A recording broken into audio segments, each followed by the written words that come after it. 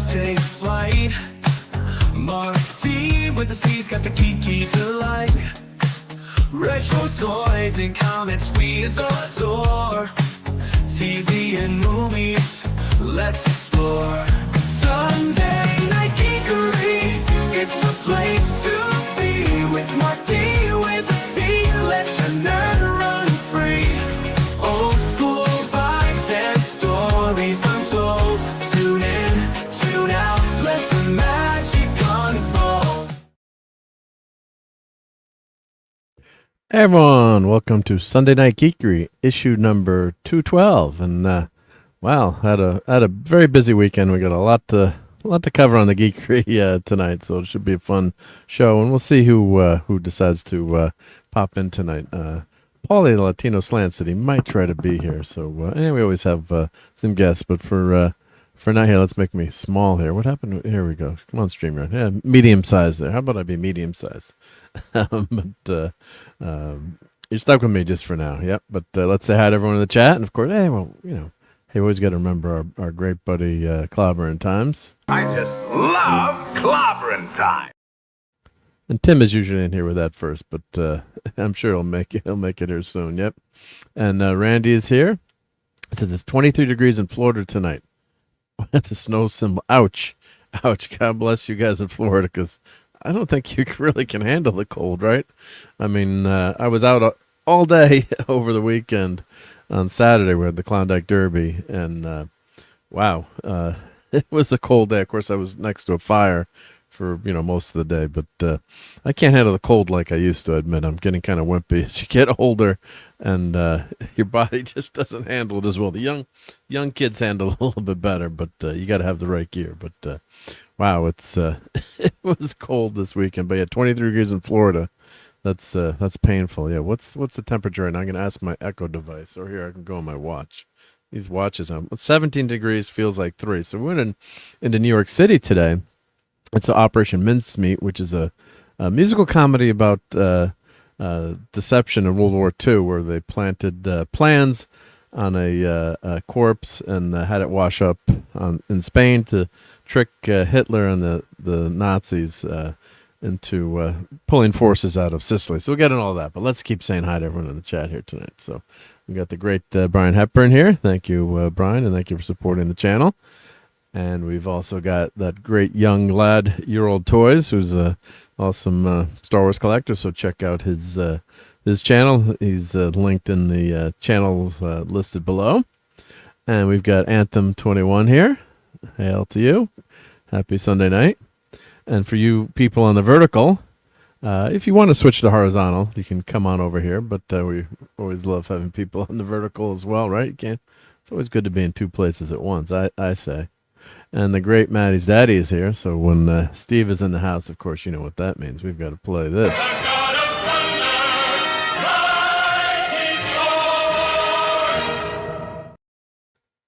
And Steve just sent me a text message of some really cool license plates. He said a lot of geeks and nerds in Vegas. So I'm sure it's okay to share those pictures if that's okay. Steve, but let me know. Just give me a thumbs up or something, because I always ask some friends send me stuff just in case. Well, if it's something compromising to them, yeah, that just goes up. I don't know. Just kidding. But and D Bud, hail to D Bud. Says I heart clobbering times. You didn't freeze. You didn't freeze out there. Thank God I didn't freeze. I almost froze though. Yeah. And of course, Steve with the I Heart Clobbering Times as well. Yep. Everyone's saying hi to each other. Oh, it's sunny here in Portland. Well, 60. That's pretty good. 60 degrees. I would take 60 right now. 60. I'd be outside in shorts and a t-shirt. That's for sure. But yeah, wow. It was it was cold today. And all weekend and windy, and oh man, not good. But yeah, stay safe out there. Yep. Yeah, so really tough to deal with the wind too. When it's not windy, it's not nearly as bad. When that wind kicks in, of course. So now I have a heated vest, I had heated socks, and I had the hat and the neck gaiter or whatever you want to call it, cover your neck, and so I was, and I used like 6 heating pads. Unfortunately, I got that thing. My sister's had that for years, where your fingertips turn white and your circulation just goes. So I have that. There's a term for it, I guess, but I got to see my doctor. I don't think there's anything I can do about it anyway. But so I got that to deal with. All of a sudden, your fingers freeze. It's like, oh, great, yep, another thing to worry about. But yeah, it was. What are you gonna? A lot of things that are a lot worse to deal with. But it's just annoying when you're used to being out in the cold and doing all this stuff, and then you can't do it. But yeah, it's a pain. It's a real pain. Yeah. So, but we're going to do put together as we speak. I'm kind of see if I can talk and do 2 things at once. And hail to Claude Salin. And Steve was freezing his ass off in Vegas today. It was 72 degrees. But yeah, they go through hell in the summer sometimes. Wasn't it up over 110 one day, Steve? You were telling me, or just you were just really free. The opposite of freezing. You had heat miser there, just roasting you out. So, yeah, I guess I could probably deal with the cold a little bit better than the heat like that. I mean, just because then you're miserable inside. At least inside your house, you're not too well. You're not too cold. Hopefully your heat works, right? Yep. Don't want to lose your heat, because that would be pretty bad. But the other things going on, Wonder Man dropped on Disney Minus, so that was I started watching. I didn't realize the whole thing was out, so I've got to finish watching that. Hey, little crazy Nosto says, "Is the line for soup?" Well, man, I could use some. I had a lot of soup this weekend to warm me up, actually. So, but yeah, it's a lot of freezing people out there. Yeah, so. But yeah, then we had the Klondike Derby, which I did on Saturday. That's a scouting event where you have different stations and competitions, like an ice rescue. The scouts are not on the ice, but they do like a pretend ice rescue, and they've got other events like first aid and fire starting, like who can start a fire the quickest, and there's like a block of ice that you have to melt. So that's really fun. And Wes Cagel's here. Yeah, unbelievably. Remember, for 25 months, cold days, nothing better than hot buttery toast.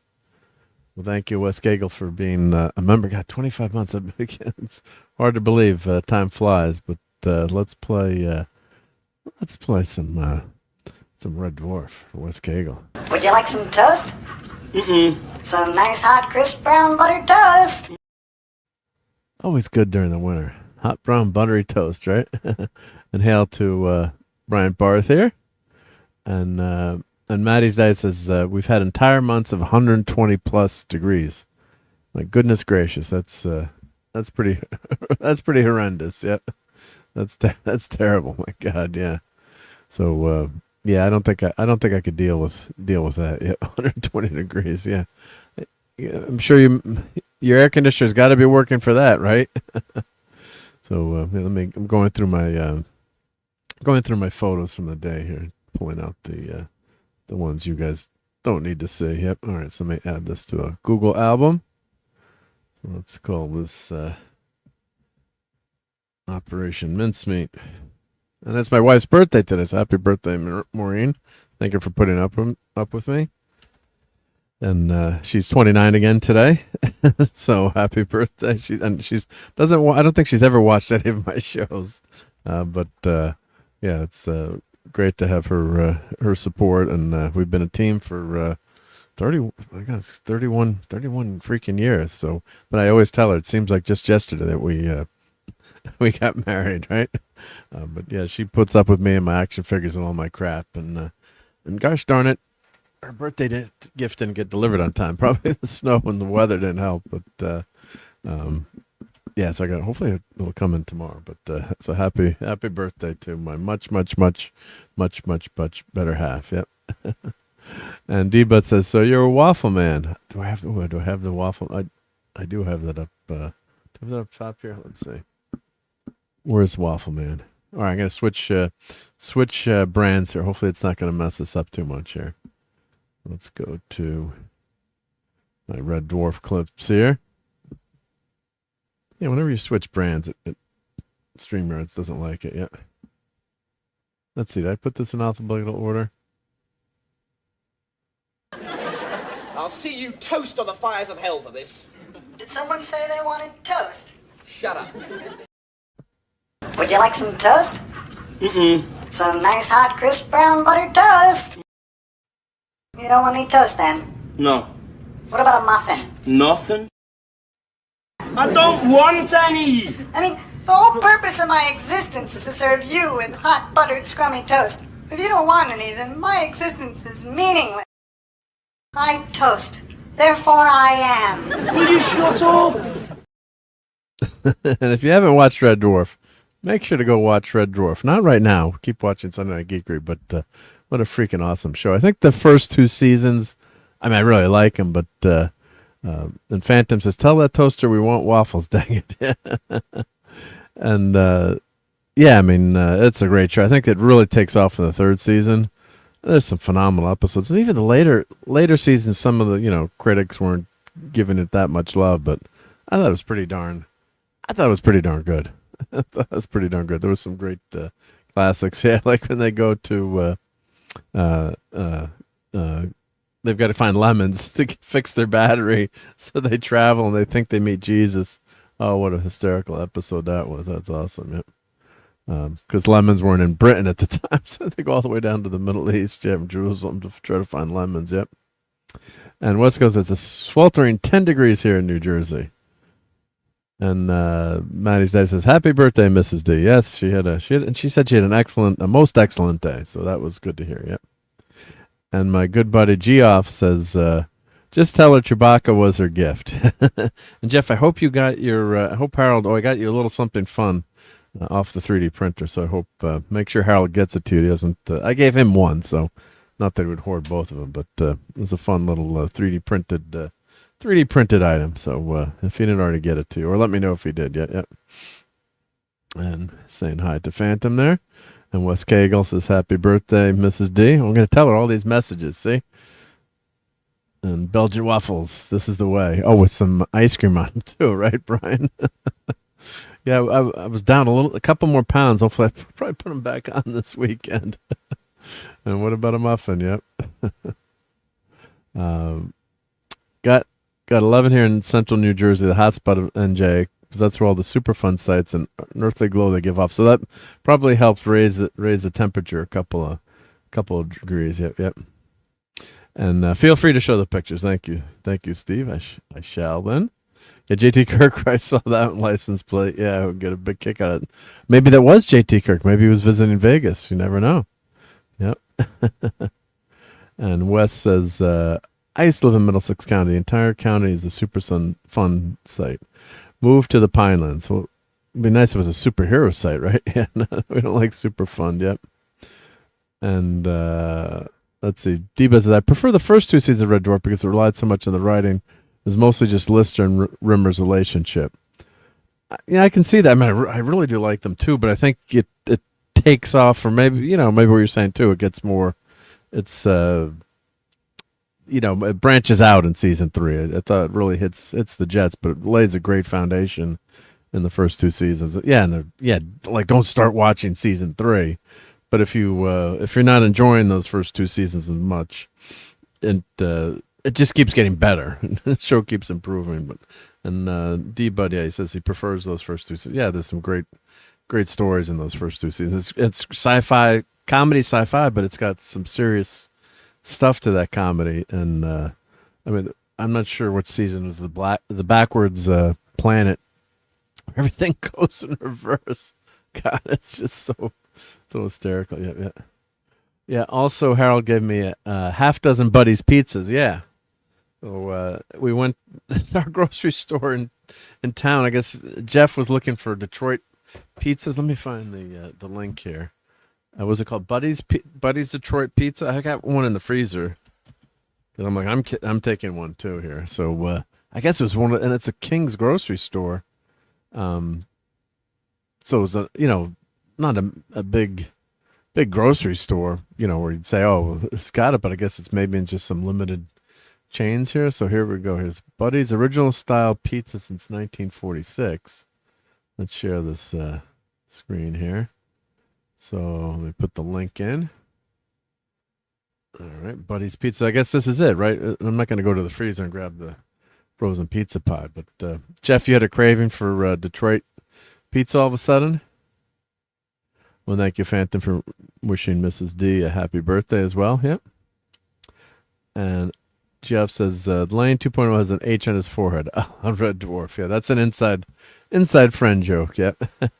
So original Detroit-style pizza since 1946. And so I guess this is... well, they had that looks like the logo there, right, Jeff? That's... I guess, can you order... Is that the same... They're not showing the frozen pizza here? 1946, Detroit-style pizza was born at Buddy's Rendezvous Pizzeria on 6 Mile and Conan Street on Detroit's east side. What makes it a pizza Detroit style? The same things that made Detroit. Well, it's got iron in it, a little bit of ingenuity, some stubborn spirit, and a whole lot of heart. It sparked an original idea 80 years ago to make a steel auto pan, create a one-of-a-kind square pizza pie, and make Buddy's original Detroit-style pizza. What is Detroit-style pizza? Starts with our dough made in-house daily and double stretched to create the light and airy crust that's made us famous. Next is forged steel square pans, aged and seasoned to give our pies a one-of-a-kind flavor and character in a crispy, extra thick crust with crunch in every bite. Finally, it's our Wisconsin brick cheese and fresh, real ingredients. There are no shortcuts along the way. It's the same as we've always done it since we started. Hand-built from the bottom up, dough, cheese, and sauce on top. So what is Detroit pizza? How would you... Is it like thick? It looks a little bit thicker than New Haven, which is very thin, or New York style. Yeah, interesting. I don't know what's the difference there yet. Let's catch up with the chat here and West Kegel, Buddy's Pizza with the clam, right? Yep, Buddy's Clam Pizza. Yep. And Fan says, my hometown was so mean they sold the pharmacies we had too. I'm from Redacted, where the weak are and bleeped and eaten. Sold them at pharmacies that were sick people for medicine. And RobAltis is here. Hey, RobAltis. So the place opened up in New Haven claiming to be Detroit-style pizza, but it was crap. And I started reminiscing about Buddy's in Detroit. Okay. So, but I guess this is Buddy's frozen pizza? Is that... I'm not going in my freezer right now.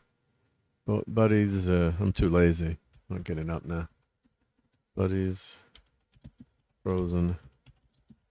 But what makes a Detroit style? I mean, it doesn't sound like, just because it's square? I mean, let's see here. Oh, where can I buy? Okay, so here we go. Where can I buy? Where can I buy this? I guess if you put this in, it's under grocery. Okay. So Jeff, I could have double charged you for these pies. Pepperoni's under the cheese. Okay. Edge to edge cheese in a metal pan. Okay. Seasoned metal pans. Yeah. Double proof hand stretch dough, pepperoni layered directly into the dough, so its flavor absorbed into the crust. Well, that's a good idea. Yep. 3 stripes of Buddy's pizza sauce for a signature Detroit look and crispy crust. Yep. So cheese, pepperoni, meat deluxe, sausage, and supreme. I gotta get Nick Weiser on. We'll have to do a review if you can get one yet. Does it have motor oil in it? Yep. Oh, and look who just said Nick's name. And he shows up with a massive super chat. What are you, crazy, Nick? Let me scroll down to that. What are you, nuts? Come on. Thanks for your extra work you've done for the channel lately. Consider this my token of appreciation. Well, thank you, Nick. That's super appreciated. And And here we got to play some clips for Nick, but and then I got to ask him about Detroit pizza, how much he likes it. Yep, and that was huge. Yes, that was huge. Yep. So let's first let me find. Well, here let's go to work and I find my my buddy Nick here. Yep. Oh, here we're gonna play Dolph. I must break you. Nieprawda. O tak, dok, żelazo. He's winning. I see 3 of them out there. Get the one in the middle. Right. Hit the one in the middle. Yeah. Hit the one in the middle. Good, good. Always good advice. Hit the one in the middle. Yeah, yeah. Yeah, Nick. Nick's a real name. Nick's your buddy. Thank you, Nick. That was super nice of you. But let me know what you think of that Detroit pizza. Oh, yeah, see you next time, I'm a huge fan of Detroit pizza. Yep. And you can get hold of one of these. Yeah, so we should do like a joint review of these. Cook them and then eat them live on screen and see what we say. But I guess is it like just a thicker pizza? Or is it what makes it Detroit? And I'm not smart enough from reading this, but this Buddy's Pizza should be a #1 pick tonight and forever. I mean, it looks really good. It looks awesome. Yep. So and I guess you could put in your zip code here and then try to find where you can get it. So I was lucky I could get them and get them up at my grocery store. Yep. So all right, let's keep. I don't want to miss any of the chat here. Yep. So it's thick pizza, square, and basted with garlic butter. Garlic butter and even garlic is awesome. Yep. Detroit is kind of like Sicilian, but they put sauce on top of the cheese, and it looks a little bit thinner. Yep, yep. Only 2 places in CT that had Buddies was in your town, because I live in an awesome town, right? You should have never moved out. All the way up to New Haven. God. They put cheese on the bottom and sauce on top. Then you get a nice melt, I'm sure, there. Yep, yep. Buddies fresh from the pizza are 2 inches thick, square, and based with garlic butter. Oh, nice. Yeah, super nice. Yep. And huge. Yep, yep. Yeah, we'll definitely have to do that, Nick. That'll be fun. Yep, yep. And Wes Cagle is saying, I was born in New Brunswick, moved to Somerset when I was 5. Of course, when I switched there, and I didn't put the screen back on. Here we go. So this is where you can buy Buddy's Pizza. That does look damn good. Yep. I was born in New Brunswick, moved to Somerset when I was 5, stayed till I was 11, moved to North Brunswick, was there till 2023, then moved to Newfield, next to Vinland. And Tim is here, of course. I knew he'd be here with I Heart Clobbering Times. Let us play that again. Let me switch back to. Here we go. I just love clobbering time. Take him to Detroit. God, have I ever been to? I think I've been to Detroit. Have I been to Detroit once? I'm trying to remember. Maybe in the 90s that we had a business trip out there. Yep. And Buddy Hepburn says, Brian Hepburn says, my buddy makes better pizza than that. LOL. Yep. And Nick is, I got to get prepped for Groundhog Day tomorrow. I'll buy a Buddies and tell you next week for a joint review. That'd be awesome. Yep, yep. And good luck with Groundhog Day. Don't get stuck. Yep. John Cusack, I want my $2. Yeah, that was an awesome clip there. Yeah, yeah. And Geoff is saying, the sauce on top is not Detroit pizza. That's Chicago deep dish and is not pizza. It's a casserole. Marinara swimming pool for rats. Oh, man. Tell me how you really feel. That and Nick's not a huge, I know even though he's from Chicago, not a huge deep dish fan. You know, once in a while I'm in the mood for deep dish, right? Or I'd make my own deep dish in the, I call it the Italian frying pan, the big, thick cast iron pan. And once in a while I'd do that.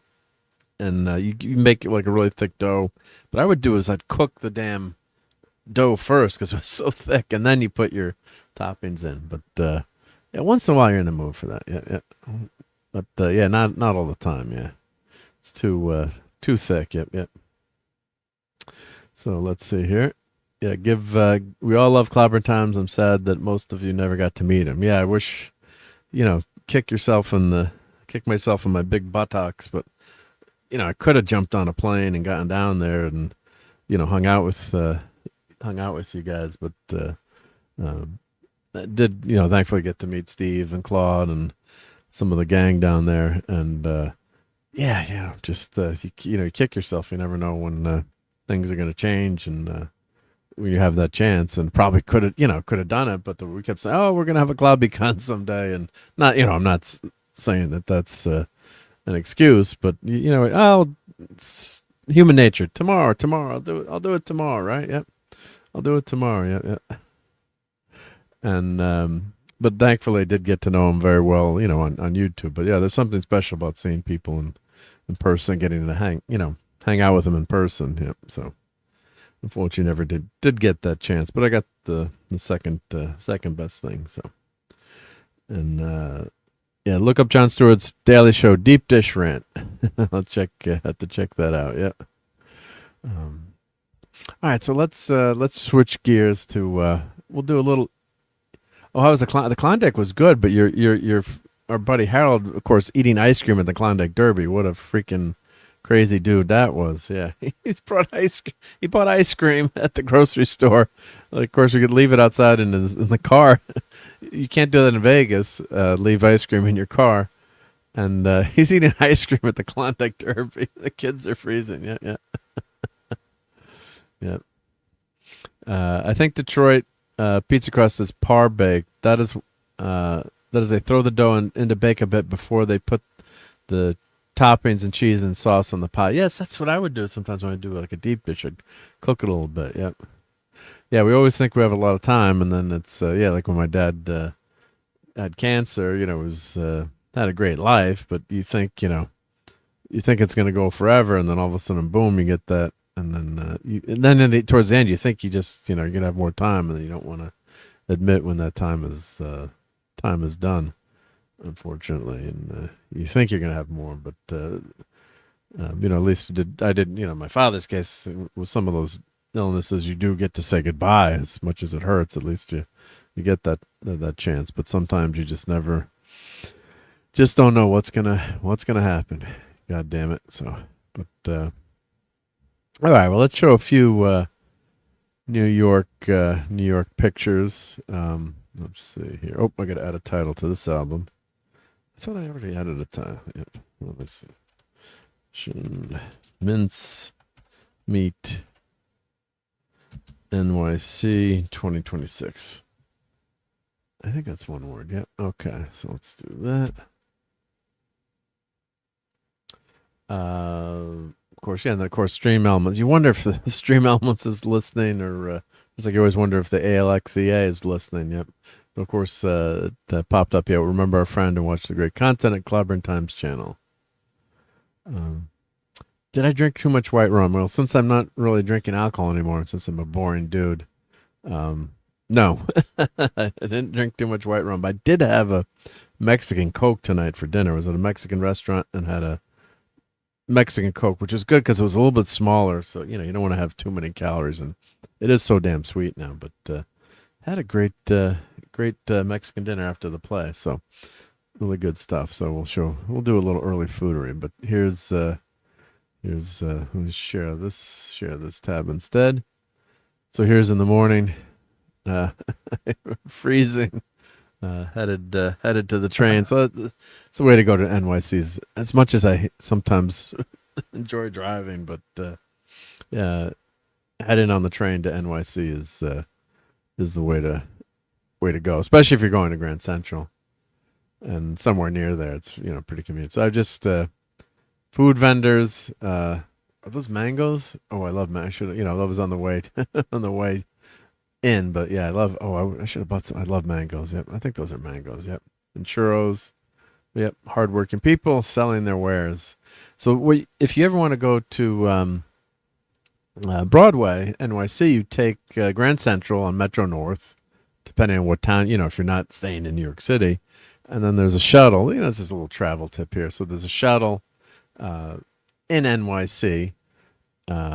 From Grand Central to Times Square. So you just, you can ask. People are friendly in New York too. Not all the time, but I've had some, people help me when I'm not sure where I'm going.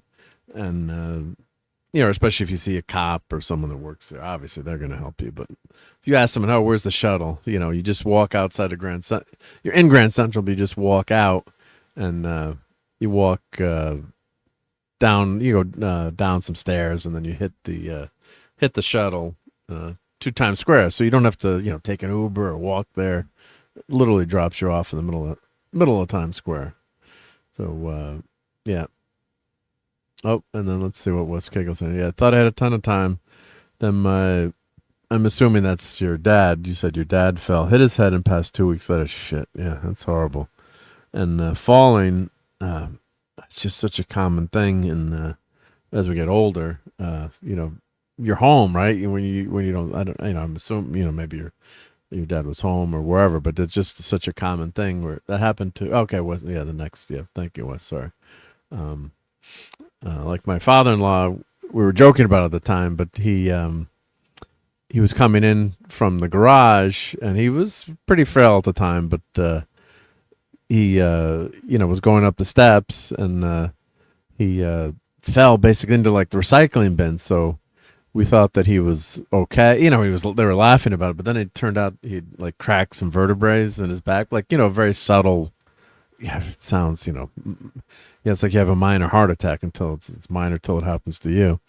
And he had some cracked vertebrae and then had to go to PT. But after that, he was never, it was this downhill spiral, and I think he passed like maybe it was 2 months later. But yeah, it was rough, and it was just fall. We're laughing about the time. It was just falling in the garage, and he landed. Instead you'd think like he. If he had landed, there was like a big recycling bin, like cardboard box with all the recycling stuff. He didn't like hit his head or fall onto the ground or anything like that we thought was bad at the time, but unfortunately did turn out that he got hurt. Yep. So this is when you come out of the subway, and the subway, a great system there. Yeah, you got to keep your always. I'm always a paranoid traveler, but you got to watch out. But especially going to Times Square, it's a lot of police around, and it's pretty well traveled, so it's not like you're on the subway at 2:30 in the morning. And yeah, it's not always it's not all like the Warriors movie. Yep. But this is a famous recruiting station in Times Square. Of course, there's ads everywhere and huge billboards, and Carlos, the baker. Yep, he's got a place in Times Square. Don't look for any bargains typically in Times Square, but there's a lot of cool stuff there. And you can always tell the tourists. I was pretending to be a tourist today, keeping my head. You can tell the tourists like heads up in the sky. Yep. The Hard Rock Cafe. Oh, we got some great dining with Taco Bell there, and just some more pictures of walking down the street. There's the Hard Rock Cafe. And yeah, just there's all kinds of vendors. God bless these vendors that are out. We're out today. Yeah. Let's see here. Let me catch it. Don't want to miss the chat here. Yep. We used to get pretzels from street vendors in Philly all the time. Best soft pretzels I ever had. Yeah, this food from the street vendors sometimes is really awesome. New York, they have knishes, which is a Jewish dish. It's like think of like a deep fried mashed potato with like a shell around it. Not like a soft shell around it. Oh, so good. Yeah. First time I had it in New York City, like someone's eating, I'm like, what's that? And like, it's a knish. I'm like, I'll try it. And good with mustard too. Yeah, I don't know. Can you buy knishes in grocery store? Let's see, knish. I bet you they. Fairway used to sell them like fresh. I'll just show a picture of a knish here. Let's see. Can I find a knish yet? That's KN. These don't look like the ones that. Here we go. Yeah, that's here. Let me share this tab instead. Yeah. This is what I'm typically. Yeah, they're kind of like that. I don't know if they're deep fried. Yeah, Coney Island original square knish, seasoned mashed potato, wrapped in a crispy crust, kosher, vegan, Dairy free, cholesterol free, 9 per box. Yes, I guess you can get them at Katz's Deli. Really great comfort food. Yep. Good stuff. Yep. So that's another food that I would highly recommend. See, we're getting our foodery stuff in as we go. Yep. There's all these vendors with photos and stuff. The only problem is you're going on the train, so kind of a pain if you don't want to carry that around all day. But some fun stuff and some people braving the elements. There's still tourism on one of the coldest days of the year in NYC and in Times Square. Yep. And let's see here. Yep. Phantoms. Oh, says, oh God. My dad passed via multiple heart attacks after failed surgery in an NYC hospital. Was just doing the worst work ever. Ed Koch's brother passed there 30 years in August. So very, very sad to hear that as well. And Wes said, my dad always said the best part of going to NYC to see the Yankees is riding the subway. Best free comedy show ever. Yeah, well, John Rocker got in a lot of trouble riding the subway or Metro North. Was it the subway or Metro North commenting on some of the denizens on the subway train when the Braves are playing the Mets?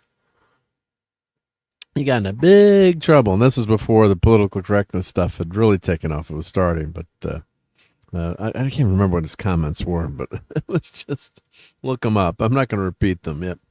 But, yeah, it was, he was covering that. Yep. New NYC street vendor hot dogs. Best rat meat anywhere. Come on, Jeff. They don't serve rat meat. They serve Soylent Green, which is people. I love the NYC dirty water dogs. Awesome stuff. Yep. And Steve's dad also passed away from multiple heart attacks at age 50. God, that's young. Yep. Smoking didn't help. Yep. God bless you, Steve. Very sorry about that, too. And Lemon Pie is here. Hey, Lemon Pie. How's it going? Great to see you on Sunday Night Geekery. Yep. Let's see here. And Classic Comics is here. Awesome. Basically, he said the subway trains were full of freaks and weirdos. Yeah. Well, yeah, I was on the train, too. I'm a pretty weird guy. And thankfully, nothing too crazy tonight. Actually, met some. We were on the Duolingo, the shuttle. When you go to New York, there's always it's advertised like there's a Harry Potter train. It was a Duolingo train, and someone from Argentina got on with their friend, and it was all the signs were all in Spanish. So I was just trying to teach your friend how to pronounce everything in Spanish. So it was kind of cute. Yep. So there's just more of Times Square, all the signs. I don't know if I got there's Mrs. for her birthday. Oh, we could have gone to McDonald's and Popeye. Oh, there's a Popeyes there too. We could have gone. Oh, it would have been a lot cheaper. There's the Disney store. And we went there over. We were in Times Square before Christmas, and there was a line wrapped around the door to get into the Disney store. So it would have been fun to go into to see what was there, but didn't have time. And, of course, despite the GPS, I still missed the street. It's like, I thought you knew where you were going. I thought you knew where you were going. So we walked a little bit too far, but then I was able to get some cool pictures from walking too far. So let's see if they came out. There were people cosplaying as King Kong and Transformers and stuff. Yep. So if you might recognize this view from, if you ever watched the ball drop, this building and these billboards are usually in the background at one point. So I think the ball drop building we're getting close to that. Yep. I think, is this where they drop? Tough to tell exactly, but I think the ball drop is up. I'm not sure. Anywho, it's around here. Yep. So this is, that's the one thing I'm never doing. Ain't no way you get me to watch that ball drop in New York City. Not happening. Of course, yes, sub to our buddy Paulie, Latino Slant. Here's his link there, great friend. And let's see if he pops in tonight. Let's see if he remembered it. He's got the link, or he should have the link, yep. I don't know what the heck that's a poster for. That looks pretty freaking scary. Well, that picture came out pretty cool. Oh yeah, this is where the ball drops, right? I think that's a ball drop building. Yep. I can picture balls dropping right there. Yep. And what the heck is this for? Paramount Plus? What the heck? That looks freaking scary. Anyone recognize what that's from? Is it Walking Dead something? No, that's not. That's not Paramount.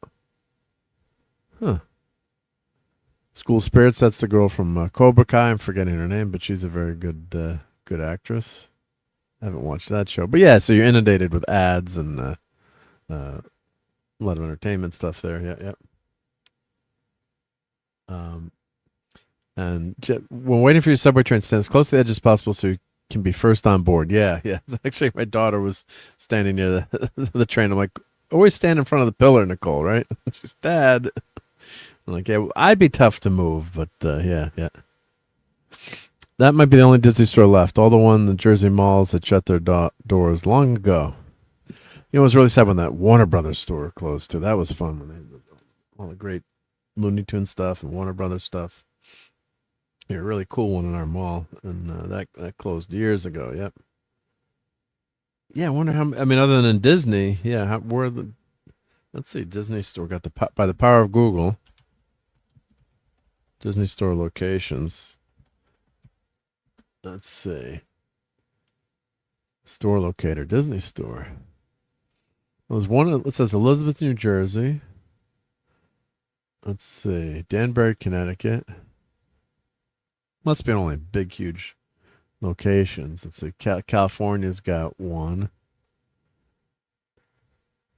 I guess there's a few here and there. Yeah. Silver Sandsville, Florida. Branson, Missouri. Elizabeth, New Jersey. You're saying that one's closed now. Las Vegas, Premium Outlets. Times Square. Oklahoma. So there's more than I thought, actually. Tennessee. There's 21 stores, it looks like, across the USA. Couple in Texas, so 3 or 4 in Texas, Myrtle Beach. Interesting. Yeah. I wonder if they have some of the, the exclusive stuff. Like they came out with Amigo FF toys again, and they were at Disney. Should have had Dadman go to get me one. Paid him some extra dinero, but did I see Newman? I did not see Newman. He's returning his bottles all the way to Michigan, right, or wherever he was going for the 10 cents back then. Yep. Now Connecticut's actually 10 cents for your bottles. Yep. Well, Old Allied Chemical building. LOL. Yep. Yeah. Yeah. Newman from I knew who you meant. Yep. And hail to Alaska Jeff. How's it going? Great to see you. Oh, actually, speaking of Alaska, I'm doing a YouTube training they do offer to creators that help us become even more successful on YouTube. And I met someone on YouTube who was super nice. Let me put her channel in. It's Alaska Vibes, and I guess she did. She was doing a TV show on either Discovery or Nat Geo about Alaska, and the show got canceled. Now she's doing it on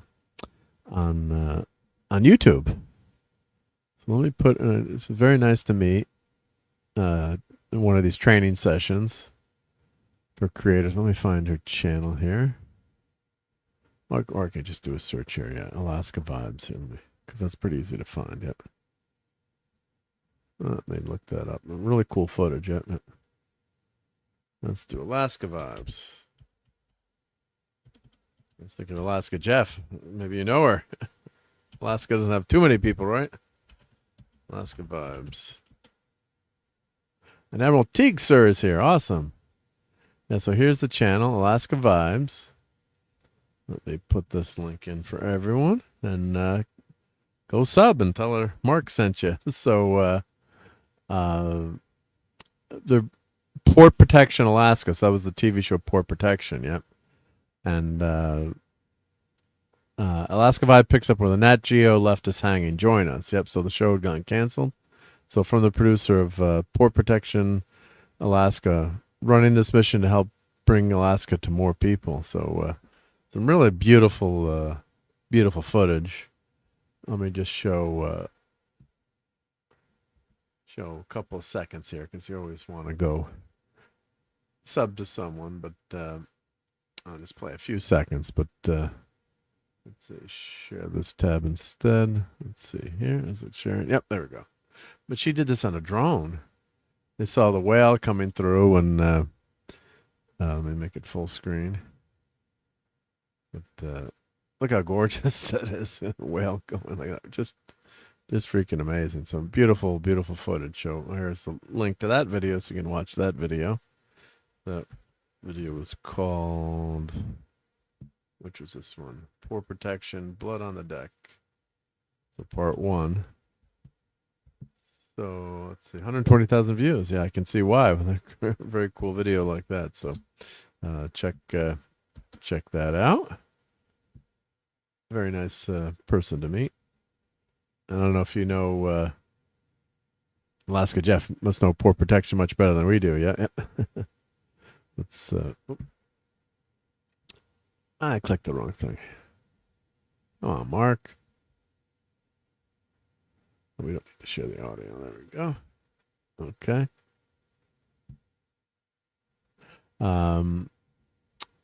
Last time I went to NYC, we spent time in the observation deck at the World Trade Center. Great view. Needless to say, it's been a long time. That's the World Trade Center was amazing to visit. Yep. Hail to Admiral T. Guess I was in your neck of the woods today. Let's play a few Star Trek clips for the great Admiral. No bloody A, B, C, or D.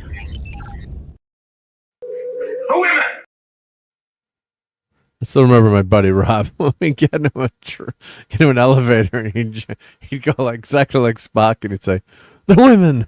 People must be like, "What's up with this weirdo?" You know, if you're a Star Trek fan, you would get it. Yeah. And of course, remember our great buddy Gil, Cardinal Sin. It drops at Times Square. It used to be Allied Chemicals. Is that where the Joker was created? It's one in the middle of the pic with all the electronic billboards. The skinny building. So is it this one, Phantom? I don't know if you can see. Oh, you can't see my mouse moving, but the one with the antenna. I think that's what. But or maybe this build. You're saying this building here with all the billboards. But if you're there, yeah, you won't miss it. Yep. Let's see. Wes says we had 3 Disney stores with 20 minutes within 20 minutes of me when I lived in Central Jersey. Menlo Mall, the Brunswick Square Mall, and the Woodbridge Shopping Center all gone now. Yeah, it stinks. Yep. And malls aren't doing that well either, right? So yeah, it's we had a new mall opened in Connecticut in Norwalk, and what they did, they lured a lot of the other stores from the Stanford Town Center. I think they offered if you switched like free rent for like 2 or 3 years or something. So it was like a no-brainer to move, which stunk for the Stanford one, and there's not a lot left. Yeah. Westcott says there was a Disney store outlet in New Jersey, Elizabeth, New Jersey, but I'd like to check and see if it's still open. If you go to Elizabeth during the daytime hours, safety first. Yep. And of course, sub to Retro Blasting, our buddy Mike. Yep. Alaska Jeff says nice. Who let me in here? Hey, Claude, how's it going? Yep. We'll let you in here anytime. You got the link if you ever want to pop in, Claude. Yep. Get on in here. So here's welcome to Times Square. Yep. So this is one of that's that famous Coke billboard, and there's the kind of like a little stadium seating there, and they close a lot of this off to cars now. So there's more pedestrian area, and depending different times of year too, they'll shut everything down. So a little bit safer to walk there. Yep. And there's the link there to the Port Protection YouTube video. If you go to Elizabeth, make sure and bring a gas mask. It stinks there. All the chemical plants. Anyone driving the NJ Turnpike knows this. Yeah, because I had a friend who was from New Jersey, from a really nice town in New Jersey, and he's like, all you people think is just as you drive through and all the chemical plants and the smell. So I don't think it's as bad as it used to be. It used to be even worse. But yeah, everyone just have that image in New Jersey from the thruway area. Yep. Alaska Vibes from Port Protection, Alaska, which is more like Washington than Alaska. Don't tell them I said that. I will not. But yeah, look pretty cool. And we've got a request here from West Cagle. Let's play this again. Yep. No bloody A, V, C, or D. And the great episode Relics on TNG. God, what a great episode that was. Yeah. One with a red pick, and that pick. Red. Oh, the red. Okay, this, I'm assuming the red. Okay. Thank you. Yep. Red billboard, maybe you're saying. Yep. But yeah, this is tourist center, Tourist Trap 101.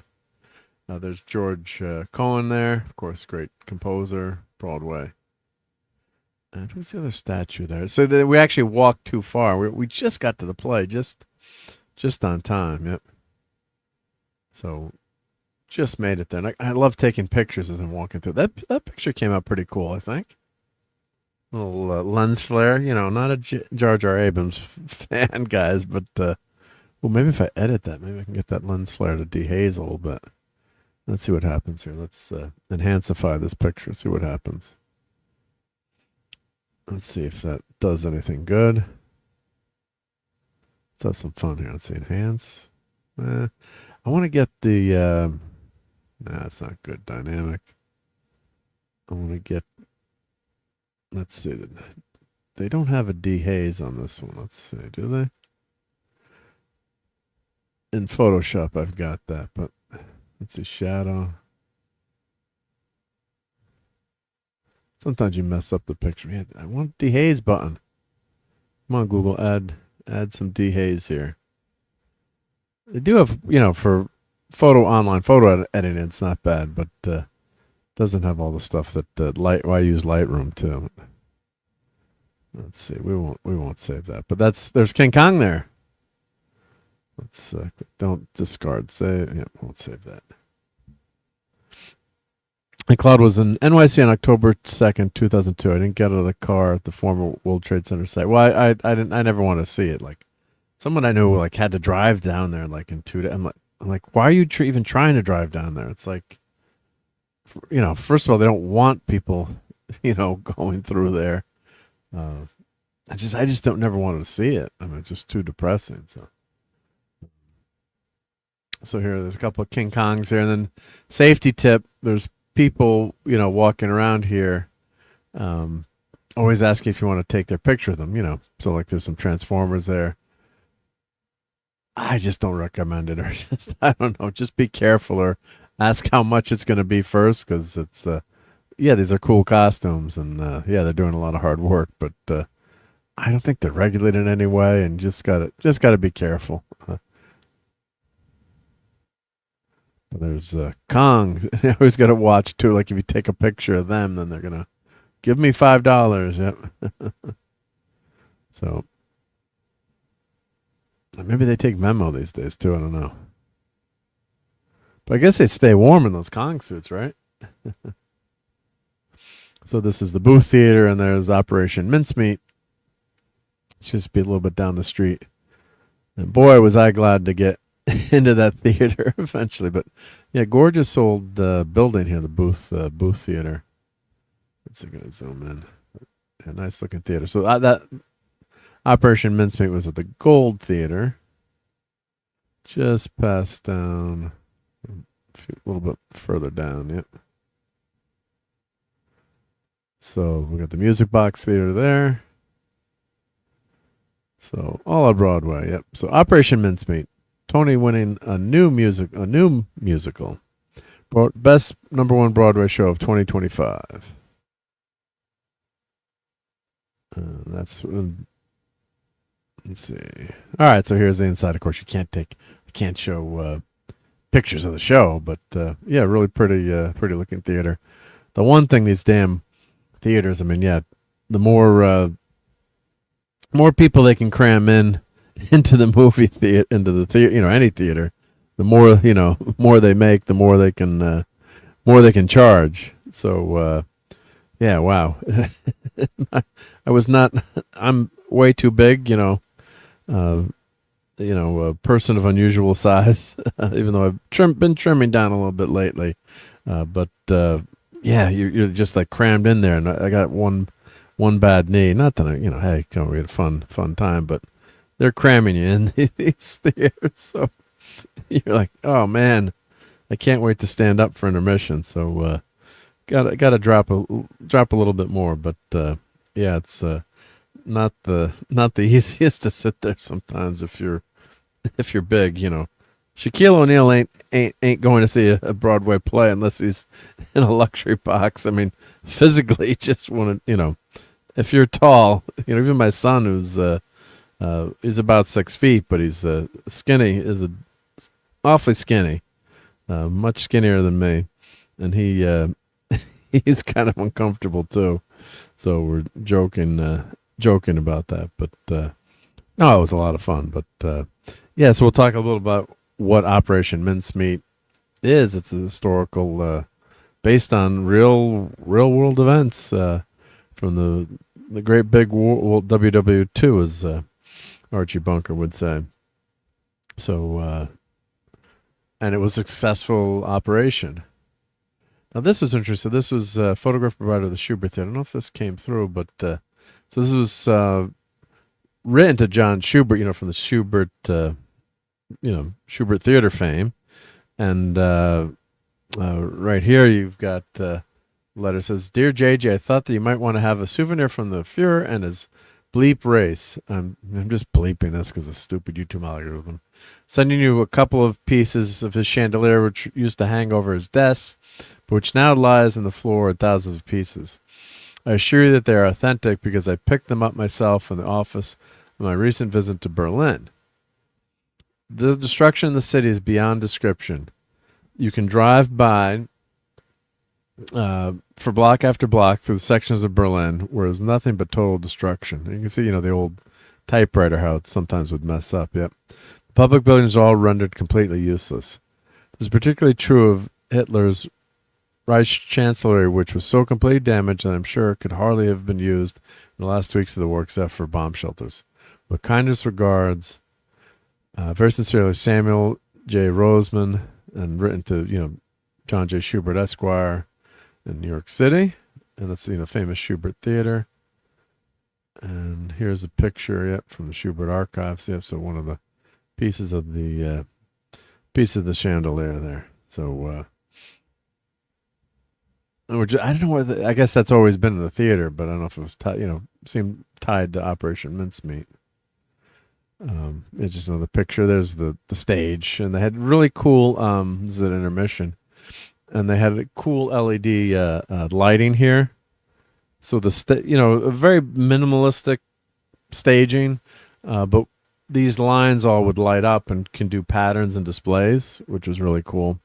So what was nice is they would add to the effects, and then this would fold. This actually folded down in the middle here. There's doors in here. You can't really see it, but doors would open and close, and they really had quite innovative sets there. Yeah. Okay, let me catch up to the chat here as I was looking at that other screen. I'm missing the chat here. Yep. Fans, I haven't had a sense of smell since a kid, so I cannot smell Elizabeth Newark or anywhere else. That could be good or bad. Yep. Yeah, and Westgate, Relics is one of the best TNG episodes. Yeah, you're not gonna have any argument from me on that one, and most people. Yep. Stinks on people smell, unless of course you live in New Jersey. Yep. I'm gonna lose all my New Jersey viewers. Yep. I did hear about that Alaska Jeff, so hopefully that's true. But yeah, because and the tough thing about pancreatic cancer is how difficult it is to detect. Once I think it's treatable, or much more treatable if they catch it very early. But with pancreatic cancer, I don't think it's until they by the time the symptoms manifest, it's usually spread. Unfortunately, like with my dad, we thought he had jaundice. He was starting to turn yellow, and but that's when it had spread from the pancreas. So by then it's gone to his lungs, and it was Christmas 2016. We went to the emergency room Christmas Day, and found out he had cancer everywhere. Unfortunately, so it's really shitty disease. So hopefully that's gonna work out. Yeah. I'm still shocked that no one's yet to have a class action suit against the Winter Garden Theater after all the years of ads. Cats down forever at the Winter Garden Theater, really. Oh, Cats. A lot of people love to make fun of that musical Cats. Yep. That's there's some earworms in that one. Yep. And sub to your old toys. Yeah. They do the same in Hollywood and most stink pretty bad. Yeah. D. Hayes. Is that Willie Mae Hayes' daughter? I don't know. I do not know. Yeah. They made a musical of Operation Mincemeat. What's next? Springtime for Mustache Man? Yes, it is. Yeah. I went to see that one too. Yep. Springtime for bloom bloom bloom in Germany. Yeah. I couldn't believe the first time I watched that Zero Mostel, Gene Wilder. Oh my God, when I watched that, I couldn't believe it. My friend Rob always came over. He's like, you gotta watch this. You're gonna love this movie, The Producers. and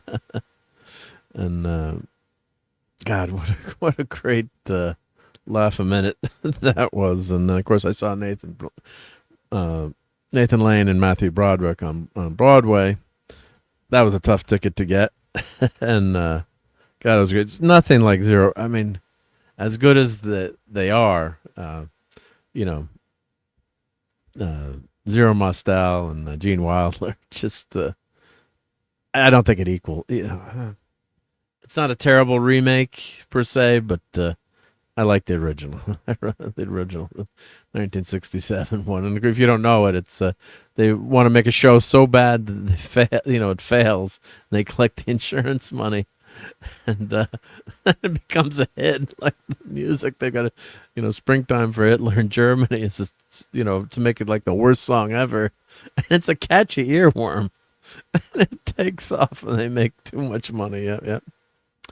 And hello, Mark and all. Hope everyone is well. Now that the Power Rangers playback YouTube channel is back to action, I owe thanks to Catherine Sutherland, Nikita Breeze. Take that, hacker. I'm glad you're back. And actually, the person I met that does the Alaska Vibe channel, Donnie, I always think if you want to hear Power Rangers, she books some Power Rangers. So to Comic-Con, so she represents who are the Power Rangers that she represents? She represents let's see, Kat Sutherland, Nikita Breeze, and Jason Font, Dan Southworth,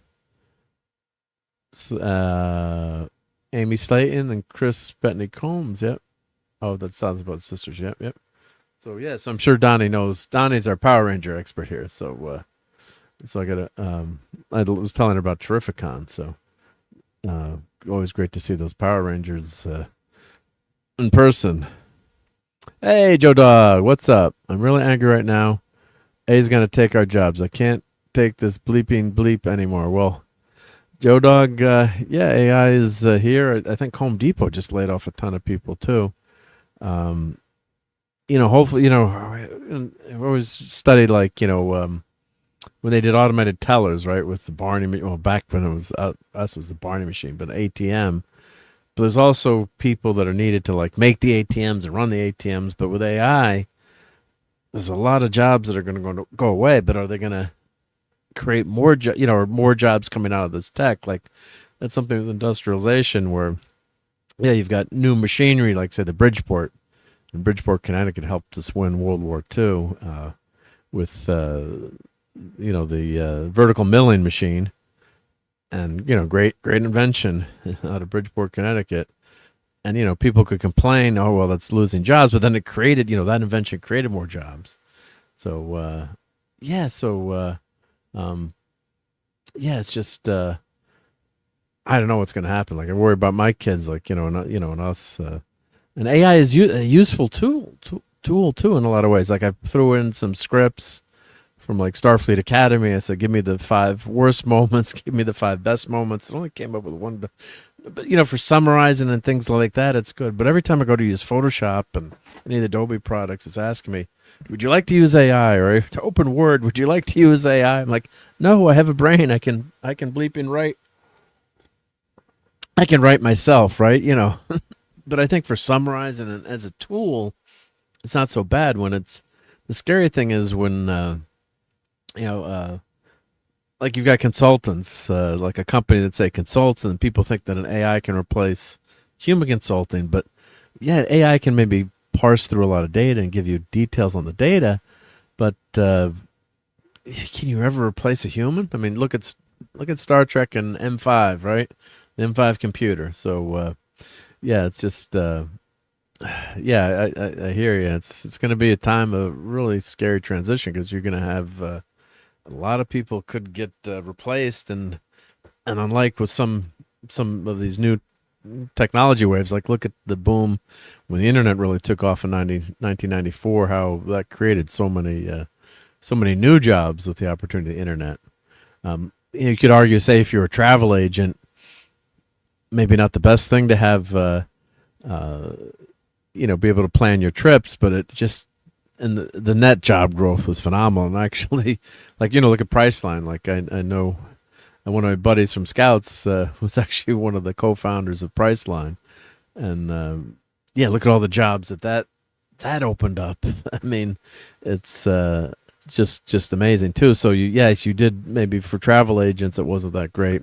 But then you have also, I see these days, like a lot of luxury travel agents, or where, yes, for the average person who just wanted to go to Vegas and visit Steve, yeah, you could book your plane online. But say you wanted to do like a really special trip and get all these extra experiences, and if you had the dinero, you could hire like one of these quote unquote luxury travel agents. So yeah,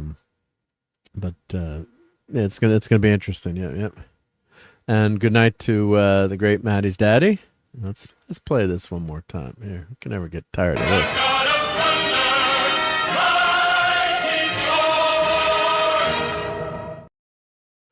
So good night, Steve, and hope you can pop onto the Geekery again sometime soon. Yeah.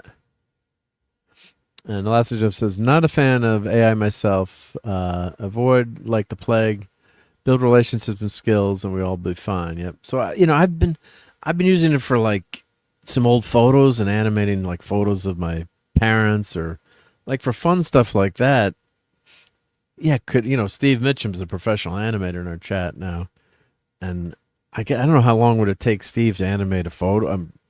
No idea, but I couldn't do it. I mean, it would take me, you'd have to learn it, but you can throw that in AI and say, add motion to this old photo. So for something like that, that's really cool. But, say, hey, AI, make a whole movie from scratch, or, it's going to miss that human touch. Yep. And Alaska, sadly, AI is not going to make jobs. It's going to make robots to replace manual labor. We have to resist by choice. Yeah, I think that, like a lot of menial stuff, like they keep saying, truck drivers will be replaced. I think it's not going to happen as soon as we think. But yeah, could that happen eventually someday? In 20 years, could truck drivers be replaced? Or maybe you'd have like a long haul where, like on the highway, you'd have robot truck drivers and Johnny Cab. Hey, Thomas here. What up? How's it going, Tom? Great to see you, buddy. Hope you're doing good. And Kimberly is here. Hey, Kimberly. Yeah, no, it's just the scary thing. Again, my kids' jobs too. Like, could they be replaced by AI? It's they're just starting their careers, and not right now, I guess, but maybe down the road, or it's just it's nuts. Yep. So there's a couple of Maurice Chevrolet, Evening of Song and Impressions. Yeah, so just some stuff about the theater we're at, and then we went out to a Mexican restaurant tonight. Kind of close, on Broadway, or close to Broadway, that we could walk, because didn't want to have to go. Don't have to go too far. So let's see here. Let me find out the name, because I can't read that sign. It's tough to Toulash, I guess is how you say it. Paulie's not here to help me pronounce things, but let me put up the link to this restaurant here. Toulash, I guess is how you say it. Let me do a search. Yes, it was most excellent. Yeah, really good here. Yep. So here, let me put the link in where we were. All right, let's grab this. Yep. Oh, and I got to show those pictures from Steve. Yep. Well, Steve's not here anymore, but yep. Should have shown him when he was here. But this was. I'm probably not even saying it right, but I'm trying. Yep. Toulash, I guess. Yep. And nothing's cheap anymore, but yeah, it was, I guess, for heart of New York City, it was semi-reasonable. Yep, yep. And Laszlo just says, Mexican sounds really good right now. Too bad I can't cook it. Yeah, yeah. So there's Toulash NYC. They had this nice extra room out there, I guess, to keep the place warm, and the vacuum was so crazy. When you open the door, it was like it's like going to an airlock, you know. Like, there's a street that that's Wicked. Yep, there's movie. The theater for Wicked is there. I've seen that play, and I recommend seeing the play versus the movie. But, movie's too damn long. Yep. And there's the Carnegie Deli, how to win friends and influence people and make them good sandwiches. Yep. So, you get these huge, massive sandwiches. Another great picture of the Carnegie there. And this is, Times Square is a gun-free zone also. Yep. So violation of this is a felony. Yep. Oh, and there's the Michael Jackson musical there. Should have got a good picture of that. Those were all over on all the trash cans. Yeah. MJ the musical. Yep. The Whole Foods there. Yep. Yeah. Carnegie Dinner and Cafe. Yeah. So if you've seen Nick Weiser would love those sandwiches. Yeah, they're massive freaking sandwiches there. Yeah. I'll see if I can. Let's see, Carnegie Deli. See if I can find a picture of one of their sandwiches. Carnegie Deli, NYC. Let's see.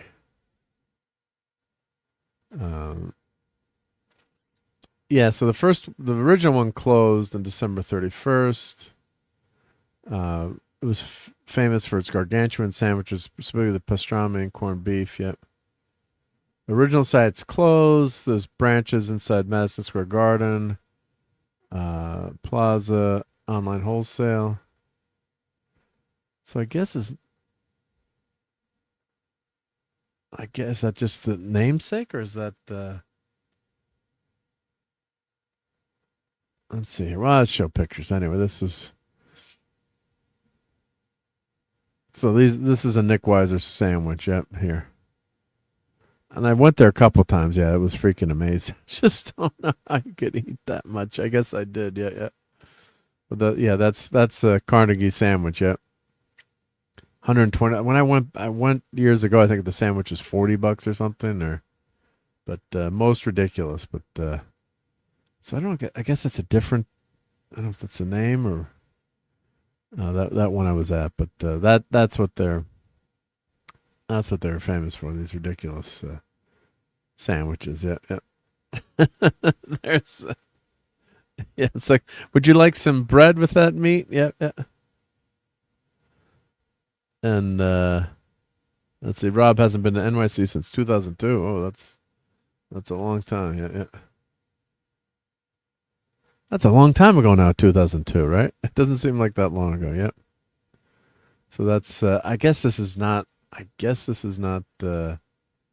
related, this Carnegie Dinner and Cafe. Maybe it's just it's different colors and everything, so I guess they're not related yet. Let's see if I can get a picture of the menu up here. Yeah, the old menu here. Let's see what's going to show up. Sometimes these pictures don't come across so well. Let's see. Oh, here we can share this one. Okay. So here's the Carnegie Deli. Oh, this must be a pretty old menu. Yeah. Boiled beef flannikin in the pot. With matzo ball noodles, consomme, garden vegetable at $2.75. Yep. Double super deluxe sandwiches. Yep. Yeah, $170. Yep. Hot sandwiches. Yeah, look at these prices. Yep.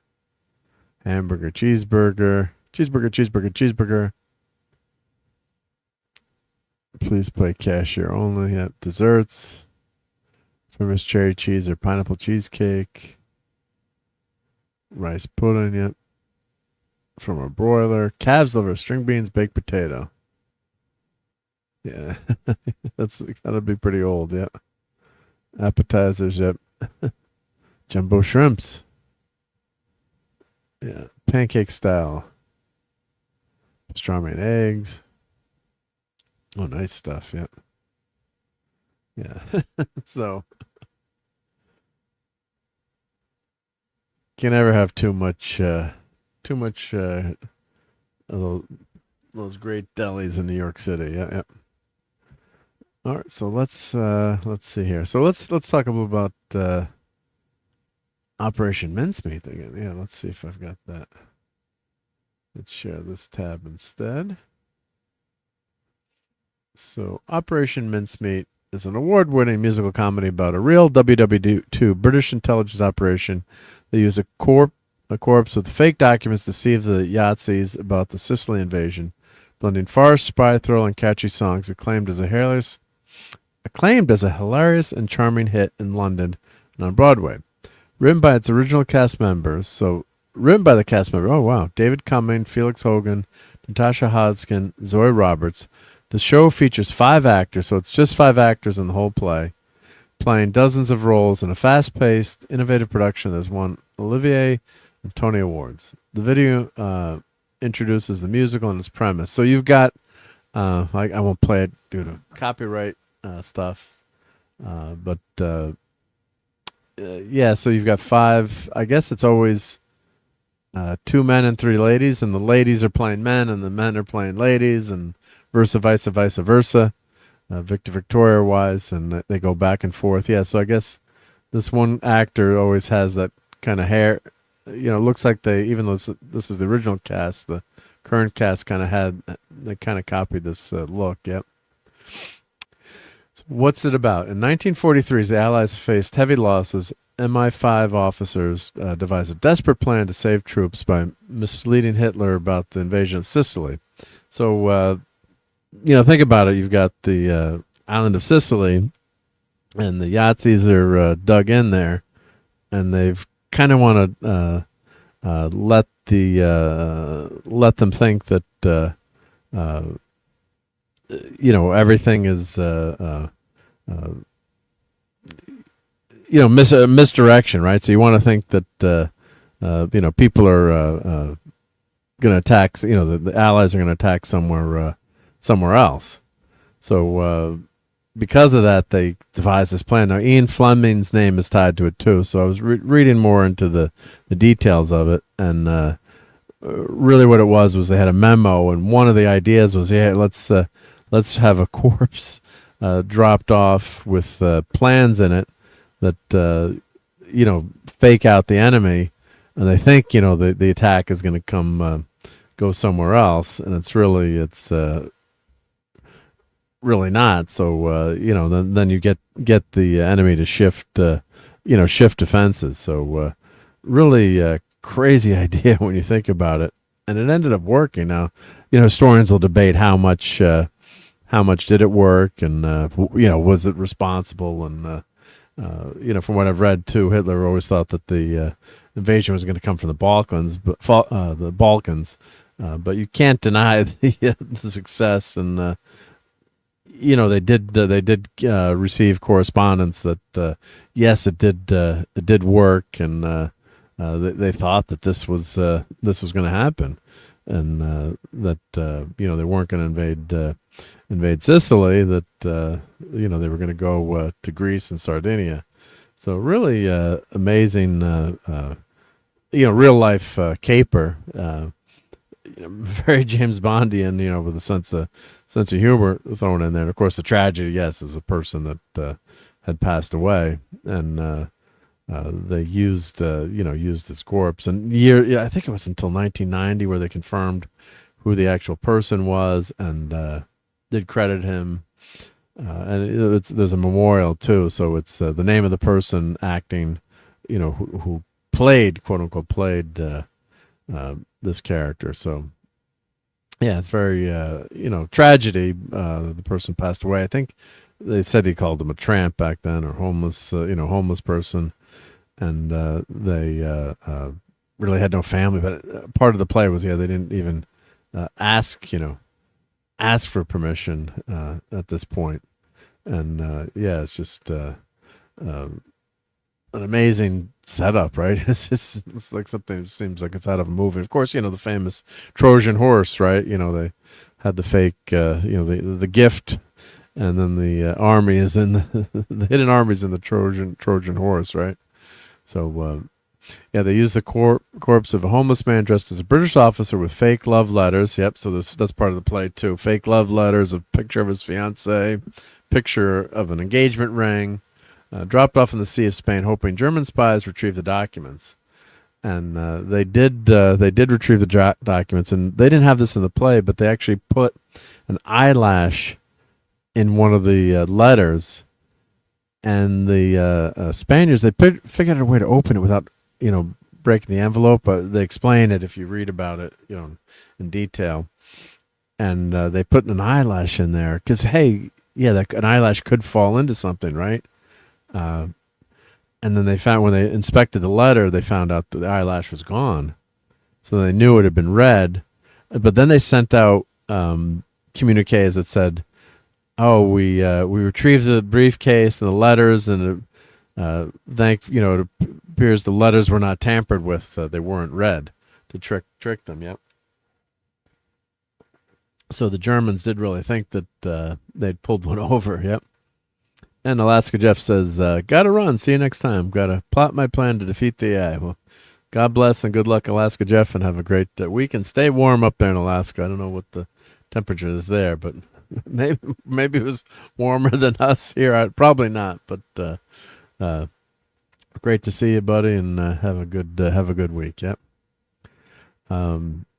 So awards, okay. Olivier Award for Best New Musical 2024. Tony Award for Best Featured Actor, Jack Malone 2025. Style, mix of Mel Brooks, Six, and Hamilton. Praise for its humor, heart, and surprising depth. 5 actors portray over 80 characters, often gender-swapping roles, adding to the chaotic charm. Creators, book, music, and lyrics by David Cumming. Field Sagan, Natasha Hodgkin, and Zoe Roberts, with Hodgkin also a writer. Video shows the cast performing at the Tony Awards. Well, I don't want to, can't play that, but obviously if you want to watch that, you can on the YouTubes. Yep. Why it's popular. It's celebrated as a joyful, hopeful, and outrageously funny show that's also deeply rewarding.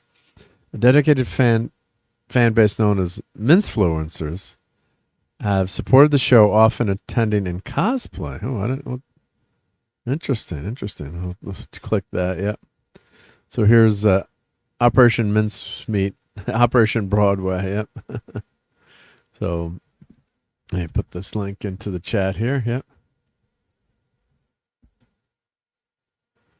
So Tony Award. So I thought it was a lot of fun. Did I think it was an A++? I didn't think so. It was fun, and I love any of these historical dramas too. Or anything taken from history. This is great. The song, there were some fun songs, some catchy songs, but it wasn't. There wasn't like a Defying Gravity song or a song that you could say this is.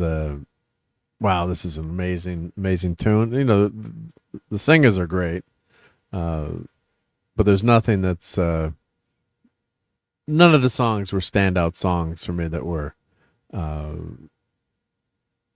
would I describe it? Like, something you'd hum, like, or like, you saw South Park, right? The South Park movie, Uncle Bleeper. I had to make sure not to sing that at work the next day. But it's a fun show, and we got to see a matinee, so you get a little bit of a break there. But the history part of it was great. I guess is this considered the original? I guess this original cast. I don't know. They're saying go see it with the original cast. But yeah, it is a screwy kind of Mel Brooks kind of show there. And the one thing, we were way up in the top, as you can see from the pictures there, so it was tough to hear some of the lines sometimes. It's just going so fast, so quick. And I don't know if they had speakers up above, and we're way up top. Of course, you pay less when you're up there, and the view was fine. The seating was fine in terms of viewing. Viewing was fine, but and even my wife said it too. A couple times it was tough to hear some of the lines because it's like a rapid fire thing too, where they're going boom, boom, boom, boom, boom with some of the lines here. So let's see, availability. Show dates. On sale through July 5th, 2026. Sign up to Operation Early Bird for exclusive pre-sale access to our new booking period. Well, it's good to see that it's sold out. And I guess, let's see. Sunday show. Oh, Sunday, 2 p.m. That was our show. Sold out. Yep. So, let's see. Yellow is medium. Availability good. Top secret. Can you go? Let's see. Can I go? Oh, next month. Let's see. How far out are they booked? Yeah, and of course, these theaters are small, too, right? I mean, it's one theater. I don't know, maybe there are 2,000 people in the theater. It's not a big audience. And of course, the weekend's obviously going to be the most popular, I guess. But like if you're on vacation, you go on a Tuesday at 2:00, right? So,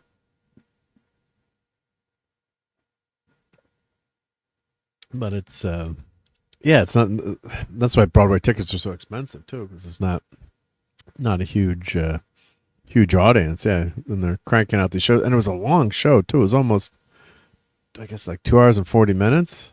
I don't know if that includes. I'm trying to remember if that included the intermission, but it's a long,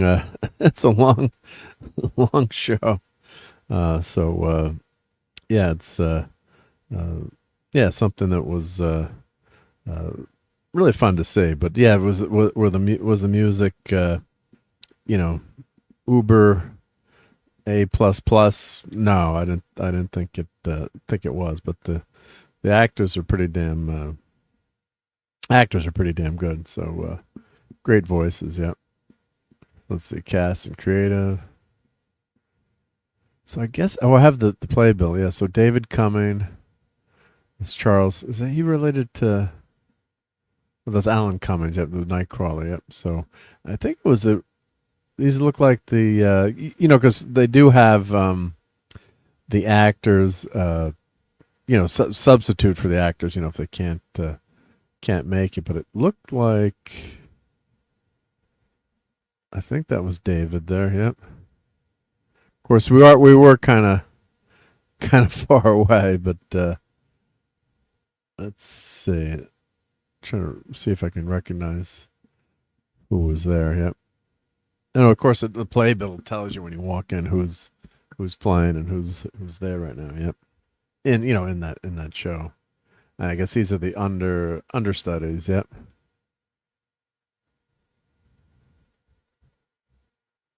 I think we had the main cast there. Yeah. Yep.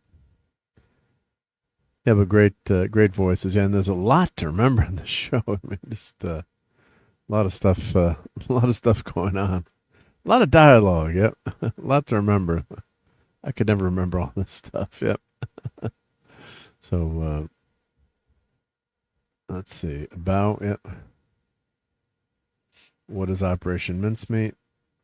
Yes, a successful British deception of Second World War.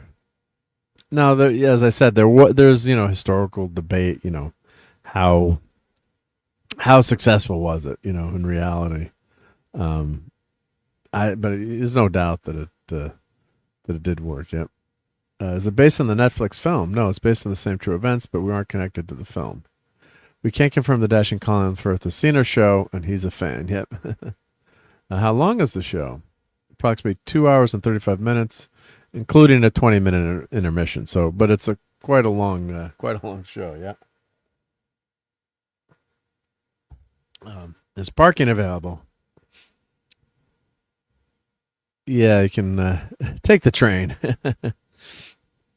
Fans of all ages are welcome. Yep. 5+. Do you sell merch? Of course you can buy merch. Yep.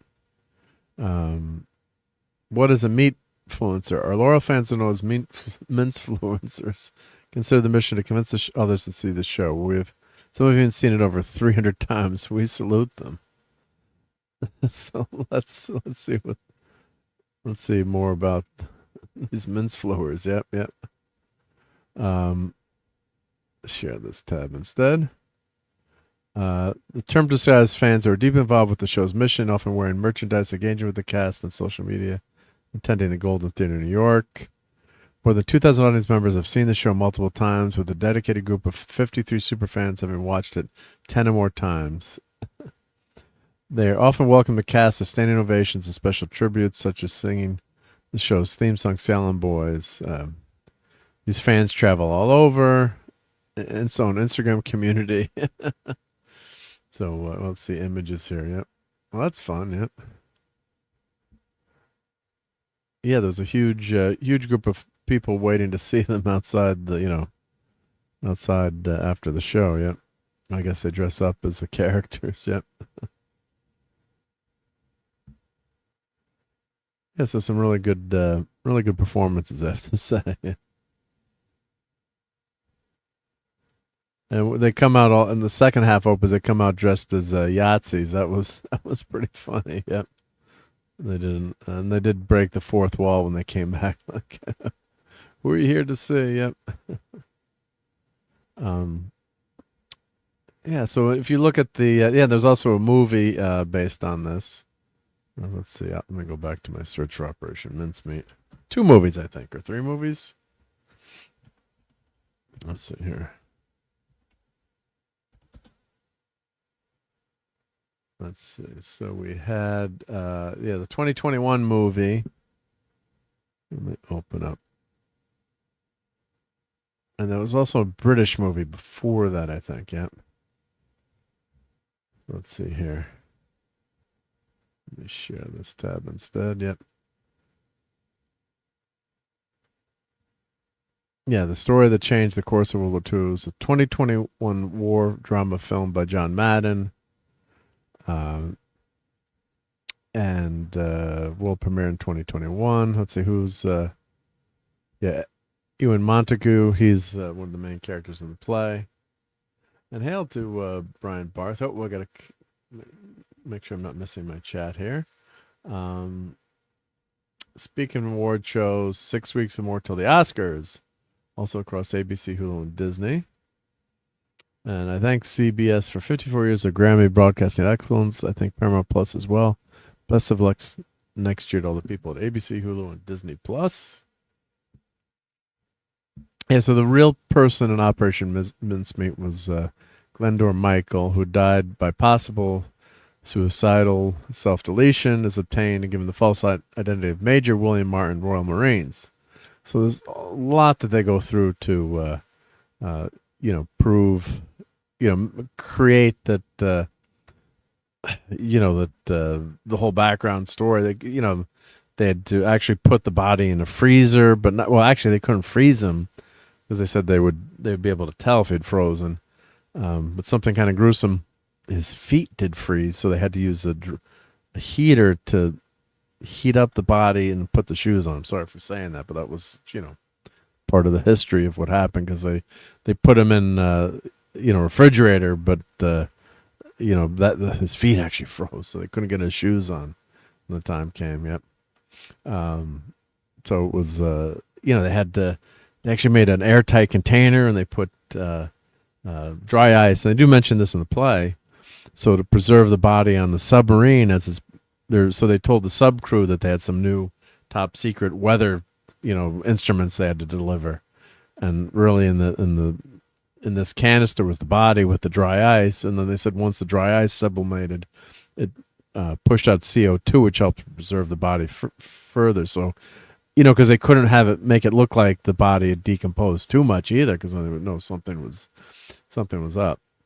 So there's a lot that went into it to try to trick the Spanish. And then actually they had an agent working there during the autopsy. Says, "Come on, guys, let's just just say that he drowned. I'll take you to lunch. You know, we'll have sangrias and lunch, and that was part of the play too. One of the running jokes.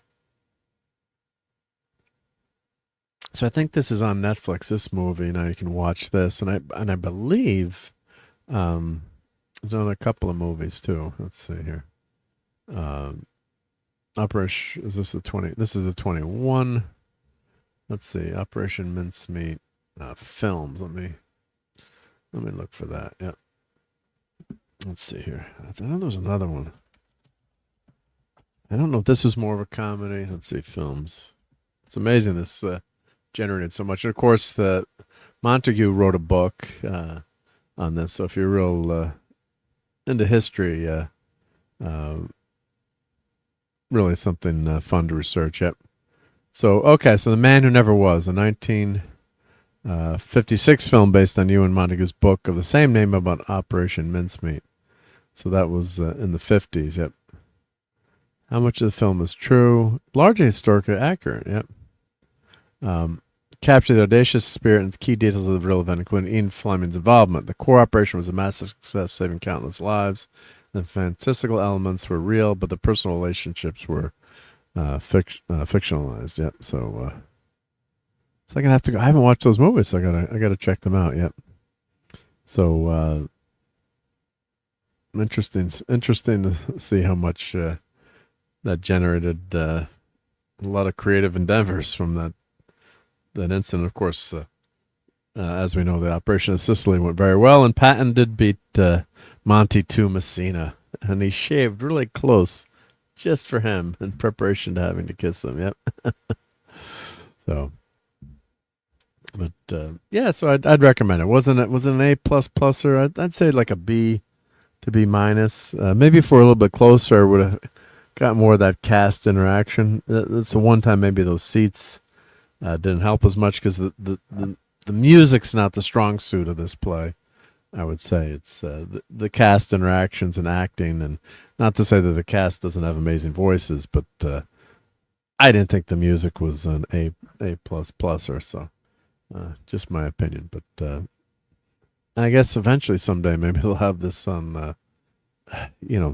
Someday they'll stream it. I don't know where you can see it, but that's the tough thing when you got to get to Broadway, see this in person. So which is the charm of it, but it's also expensive and tough to get to. Yeah.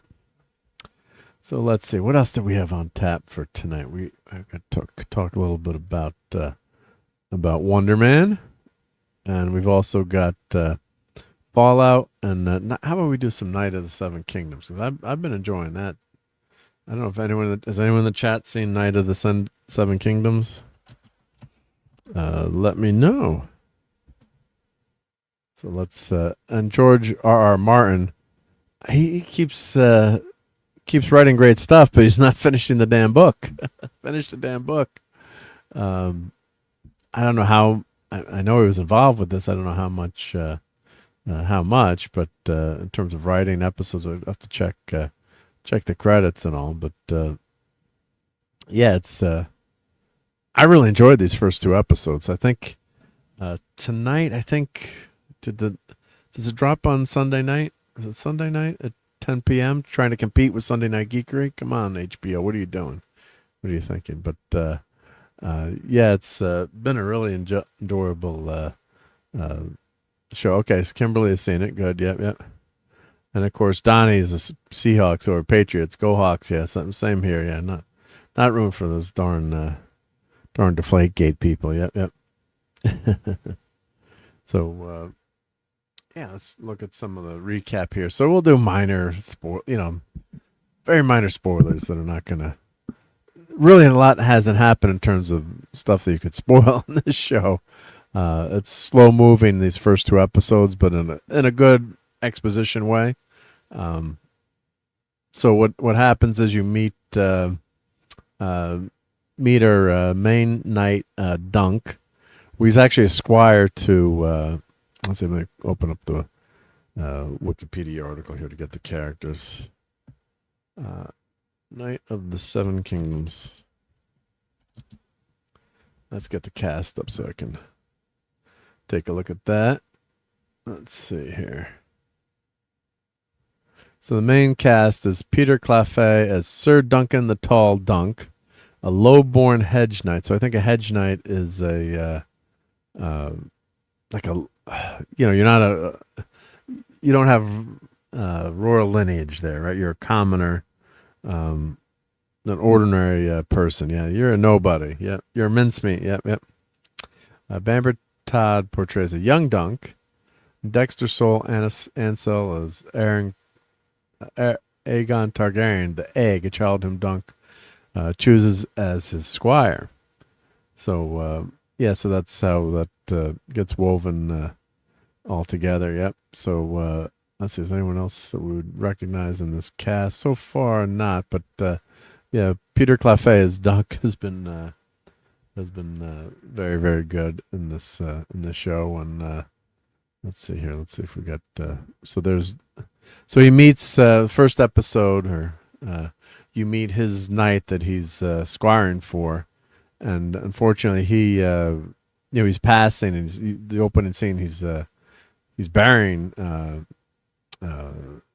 his mentors, his knight, and at the end he's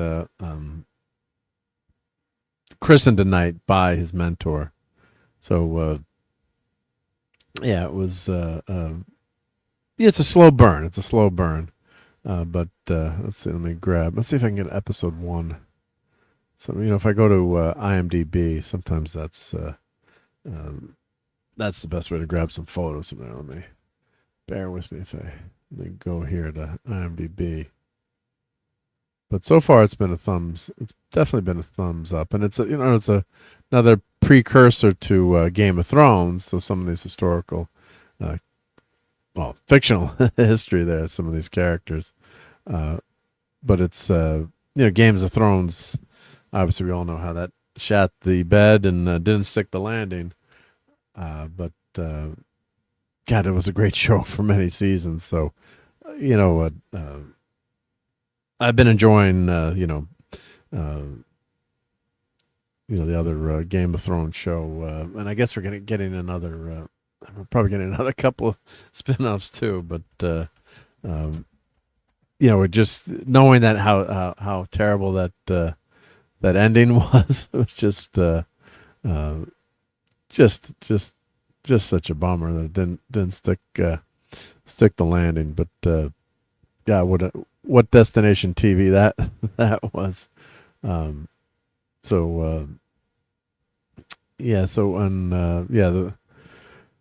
Martin still hasn't finished the book, so he's got writer's block or whatever's happening.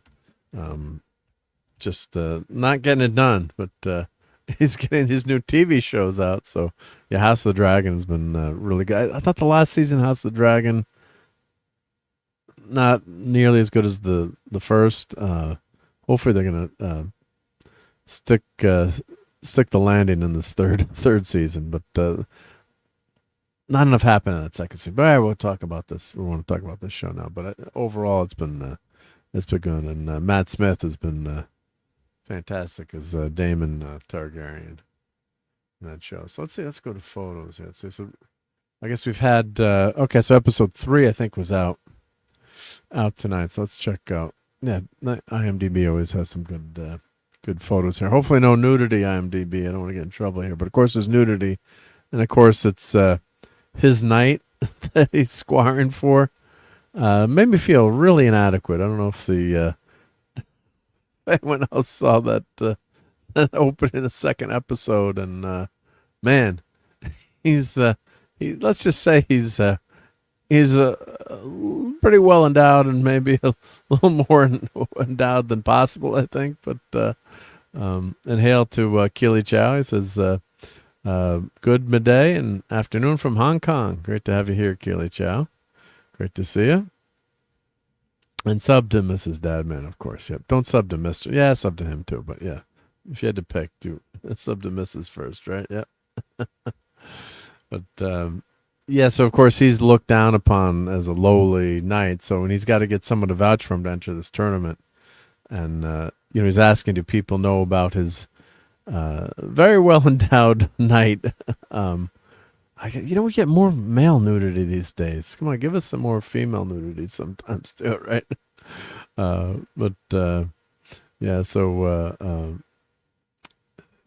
So he's trying to get someone to vouch for him so he can enter the tournament. There's some fun things happen. Of course, he's getting into this tournament, right? It's not gonna happen. So he's got to fight. Get in this tournament fight, and I guess if he loses, he loses his horse, he loses everything. So it's it's really a big risk. When you got plenty of money, it doesn't matter. So it's been a fun show, and we won't do. Let's go through some of these photos, but it's he's a lowly hedge knight, as they call it.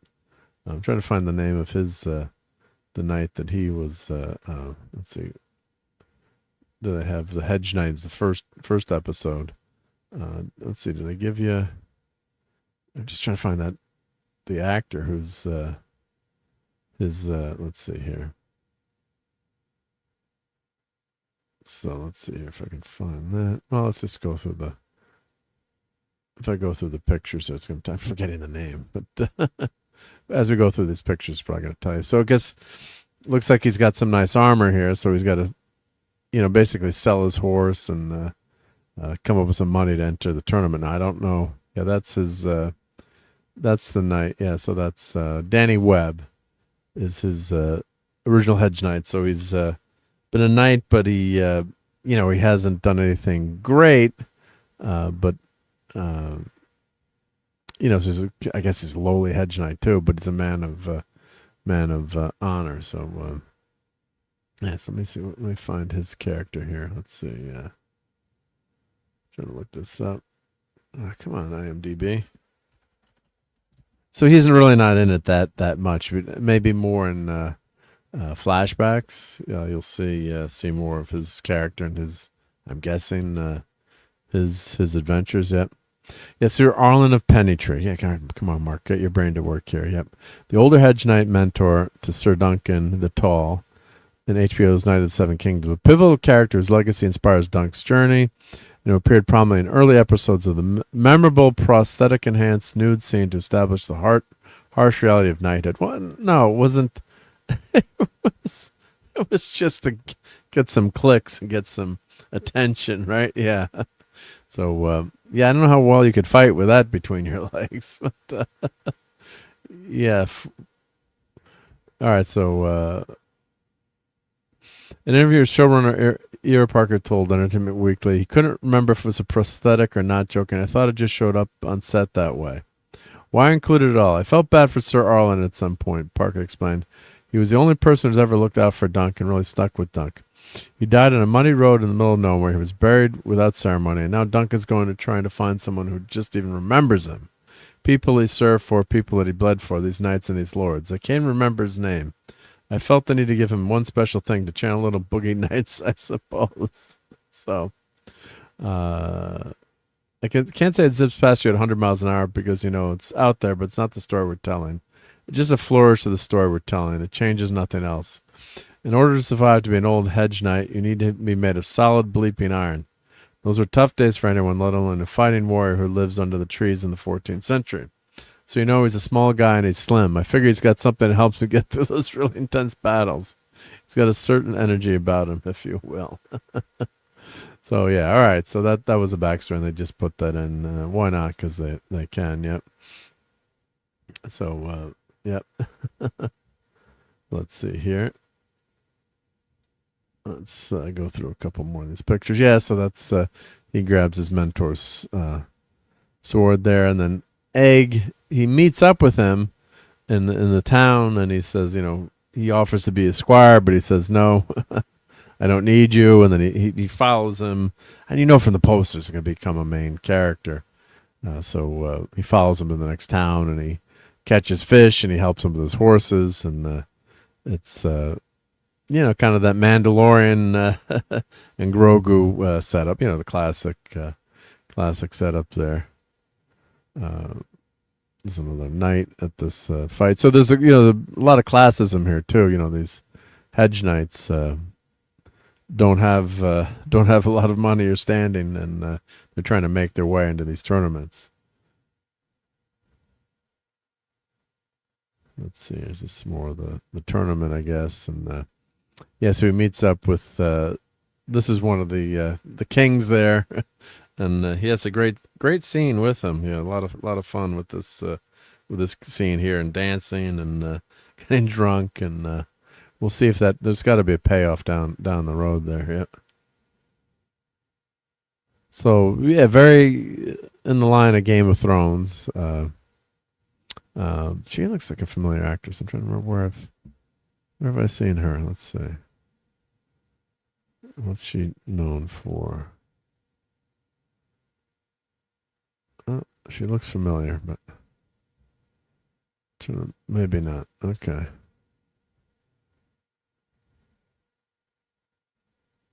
She's out. I believe she's gonna be the romantic love interest. It looks like from the way things are going in this setup. Yep. So beautiful sets. I guess this must be one of the Targaryens.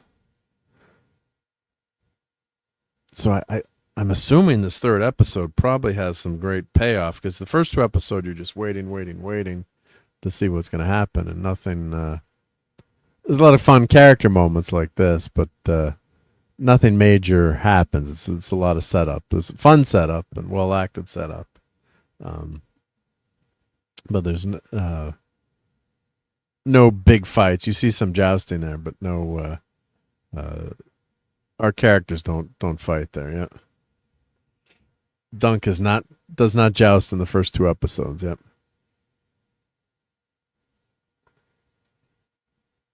Let's go through a few more of these pictures quickly. Yep.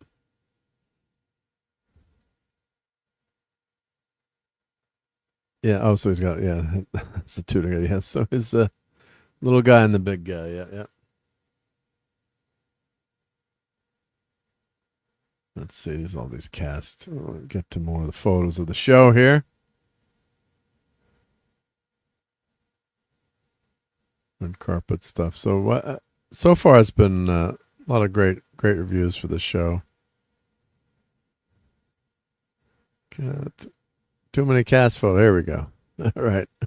I know you guys have fun on the red carpet, but you didn't invite me. But the character of Egg is, young whippersnapper, right? Batman and Robin here, yep. Together.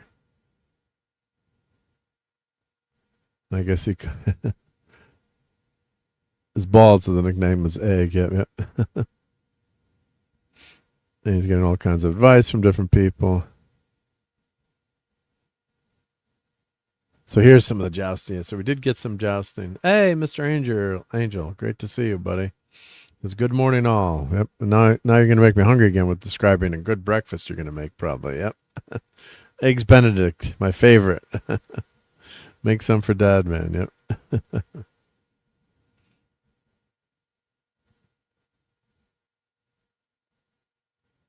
So this must be from the third episode. Yeah, this is when they're partying, right? It's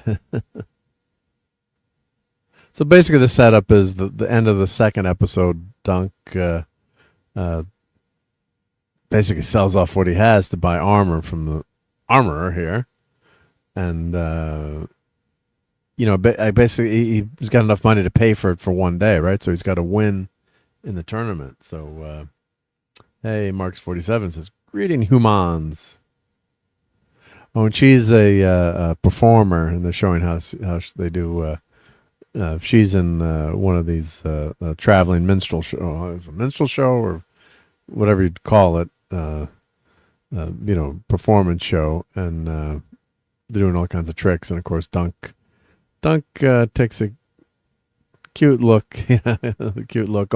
He's paying her to paint her a new shield, because he can't. The tournament people said, you can't use your former knight's shield. You've got to have your own shield. So she's painting it for him. Yep. So she's a performer in one of these shows there.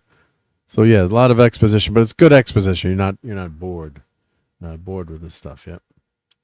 Mr. Angel says, nothing fancy. Scrambled eggs with smoked salmon and toast, coffee, fresh juice. Come on, what you got smoked salmon there? That's fancy dancy. Oh, I love smoked salmon.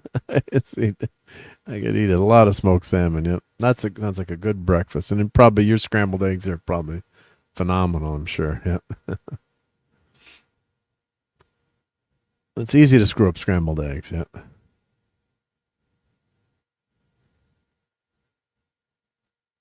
So we've got that's the burial of his master, and then he meets. Is that Baratheon? I'm trying to remember the last name, but it's one of the head honchos there, one of the mucky mucks. Yep. And they always joke about how tall he is. So obviously for this character, they depict someone that was very tall. And that's Egg. He's gotten everything ready. He's caught a fish and cooked it, and he's helping him out. Yep. Without asking, he's done it. He's followed him there. Yep. Yep. And Kimberly says, yum, yep. But smoked salmon is very normal here, Mark. Actually cheaper than good bacon. Oh, I guess. Yeah, well, I heresy, but I would probably actually like to eat smoked salmon more than bacon. Bacon's a lot of calories, right? But, I think if I had to choose, don't tell anyone, I would choose salmon or lox over bacon. Not that I don't like bacon, but yeah, I think that would be my favorite, yeah. And these are some of the, the ladies are kind of sneering down at Dunk. He's got no money, right? And he's a lowly hedge knight. No one remembers his master. And they have this really cool play with a dragon here that they're performing. Quite advanced special effects. There's the armor, yep.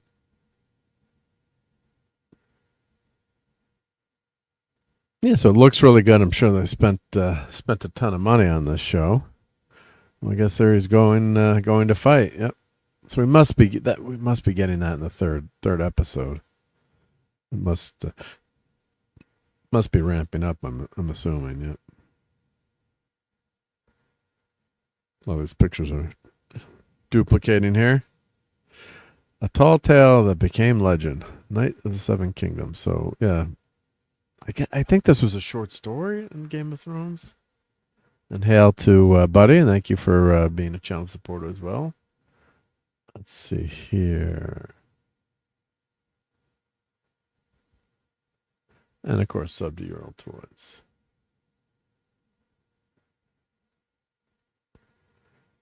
So I'm giving this a thumbs up. I'm giving this a definite thumbs up. Check it out. Let me know what you think when you do see it, and I gotta go watch that third episode tomorrow night too, I guess. So see what happens. But it definitely, when a show grabs you right away, where you can, you don't know these characters, and sometimes it helps to go back and then watch that first episode again, or first couple episodes, because then you know the characters. But right away, kept my interest, and wanted to. Keep watching it. It wasn't just because of that prosthetic in episode 2. Just kidding. That's a Toxic Tuesday joke. Yep. Yeah, it was something where there's a charm to these characters. Don't let V'ger near that kid. V'ger always scans the Baldies. Yeah, right? He could end up being a robot replacement there. Oh, God. Come on, V'ger. Yeah, it's something where there's a charm to his performance. Egg hasn't really grabbed me yet. I'm not saying the kid's a bad actor, but there's a couple of things that are a little bit awkward, but that's probably just in the setup. But it's going to be fun there. Yep, yep. Have not listened to this or watched the show yet. Yeah, it's good, Mr. I mean, it's only been two episodes, but I'd say check it out and let me know what you think. For 2 or 3, 4 episodes, these shows don't get you. If you like Game of Thrones, if you like fantasy, but there's a charm to it's like a Rocky story so far, right? You're rooting for the underdog, right? So it's a nice setup in these first 2 episodes, and we'll see. Hopefully, there's going to be some really cool payoff in this third episode. And hail to E. Clay Thomason. Hey, Clay, great to see you. Let's see what's Mr. Interesting. Yep. In that case, buddy. Yep. So yeah, it's been fun to watch, and I think if you like, I love fantasy D&D, and yeah, it's been a fun show to watch. Other than that last season of Game of Thrones, which really stunk to high heaven. It's been a great world that George Martin, that he's created. Unfortunately, he hasn't been able to finish it, but yeah, it's a shame. But yeah, House of the Dragon. I didn't think I'm not going to enjoy it as much because you know what happens or where it goes wrong. But yeah, it's something that didn't really bother me that much. I just kind of ignore where it's gonna screw up. Yep. And the acting is so good in that show. So House of the Dragon. So of course you've got Doctor Who in that, and like, how is he gonna pull off? How's Matt Smith gonna pull off being a badass warrior? And of course he does, right? Don't doubt Matt Smith. He's got his charisma and presence is fantastic, and the guy that's playing Dunk, he's got that gullible charm there, but then we'll see how he turns it on later on when he's got to fight. So yeah, so episode 3, it looks like episode 3 is out now, so check it out. And yeah, so let's see what we got in the chat here. Buddy said, I didn't know the show was out on yet. No one I know has talked about it. I don't know how much play it's been getting, but maybe after these few episodes it's going to take off. Yeah, I only heard it out of existence due to a few YouTube shorts. I don't think HBO is doing as well now. They keep changing the name from Max to HBO to Max to HBO to back again. And I had missed when it was starting too. Paulie told me about it, and I like, oh crap, this is out. I gotta check it out. So I don't know how much play it's getting, and that's the thing too. Like, you don't watch, you've got to see commercials on other channels. I was talking to someone, and they're like, well, I don't watch regular TV anymore, so I don't see commercials. So like the Olympics are coming up, and yeah, you don't see that much stuff, because you don't watch those main networks as much anymore, ABC, NBC, CBS, and you'd see all those commercials. If you're just watching Netflix, you're going to see a commercial for the Olympics. I don't think so. I'm guessing.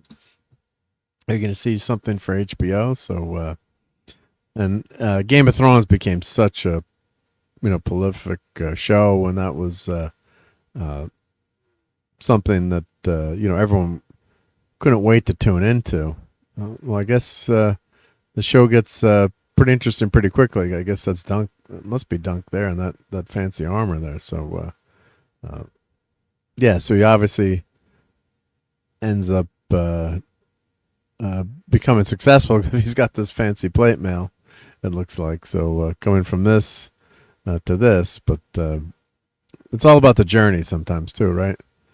So let's see what be interested to see what happens. So yeah, I haven't heard a ton about it, but I think as the series, if it keeps up and is this good, I think we'll get some more coverage. Yep.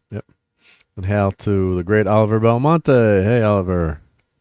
Welcome to Sunday Night Geekery. Thank you for being here. So the other thing on my list to talk about too in the geekery. So that's another thumbs up. We'll do a little bit of Starfleet Academy, but and Fallout, and also Wonder Man was out too.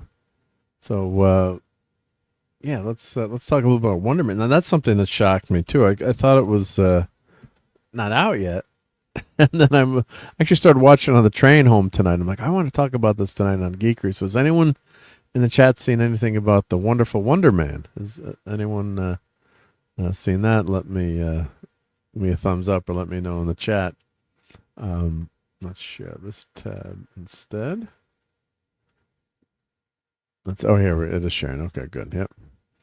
So yeah, of course, Simon Williams, the Wonder Man from the comics. You've got, I can't pronounce his name, Yaha Abdul Mateen II. Hopefully, I said that correctly. If I didn't, I apologize. So he's playing the version of Simon Williams in Wonder Man. And what's kind of crazy about it's a meta in-universe joke where I guess there's been a Wonder Man movie, which would be the Simon Williams that we know, or like a Buck Rogers superhero, and they're recasting a Wonder Man either movie or TV show, and that's the fake director. Well, I shouldn't say fake, but that's the director in the MCU, and in the Marvel universe, I should say. And he's regarded director, so he's bringing back Wonder Man, and this Simon Williams is trying to get the role as Wonder Man. So the show opens, of course, very minor spoilers here. Nothing will wreck you seeing the show.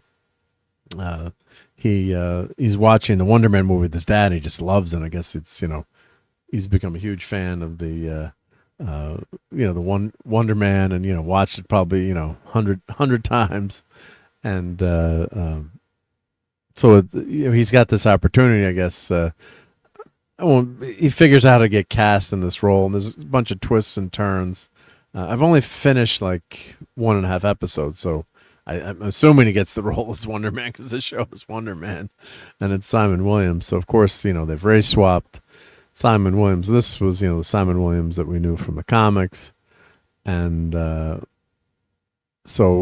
they have the original Wonder Man that kind of looks like Simon Williams. So I don't know why didn't they just change his name, right? Why don't have the original guy be Simon Williams, and have him,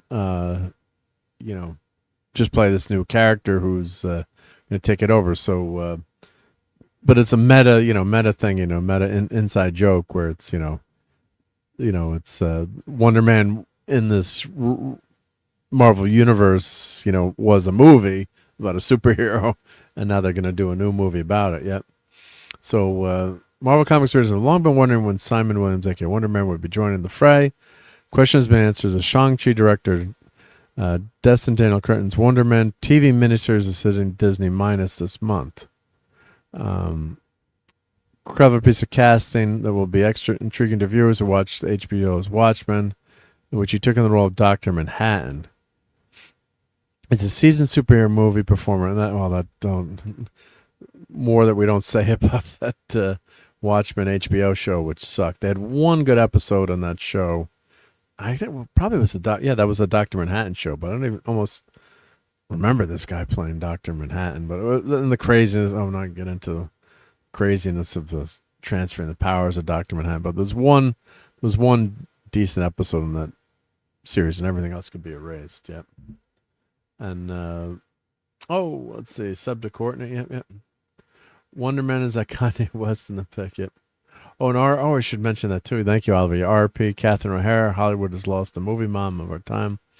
She's remembered forever as Kevin McAllister's mother, and of course, SCTV. John Candy and great players. Great comedic actress, and gone far too young. Yep. Let's see. Buddy's saying probably won't watch Wonder Man. I'm watching it for you guys. I got to say the first episode was pretty good.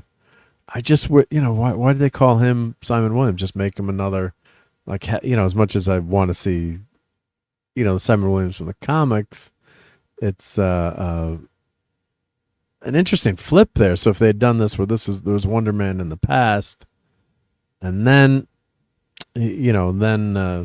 they're bringing back him as a show. Now the big giveaway, it's not a spoiler if you've seen the trailer.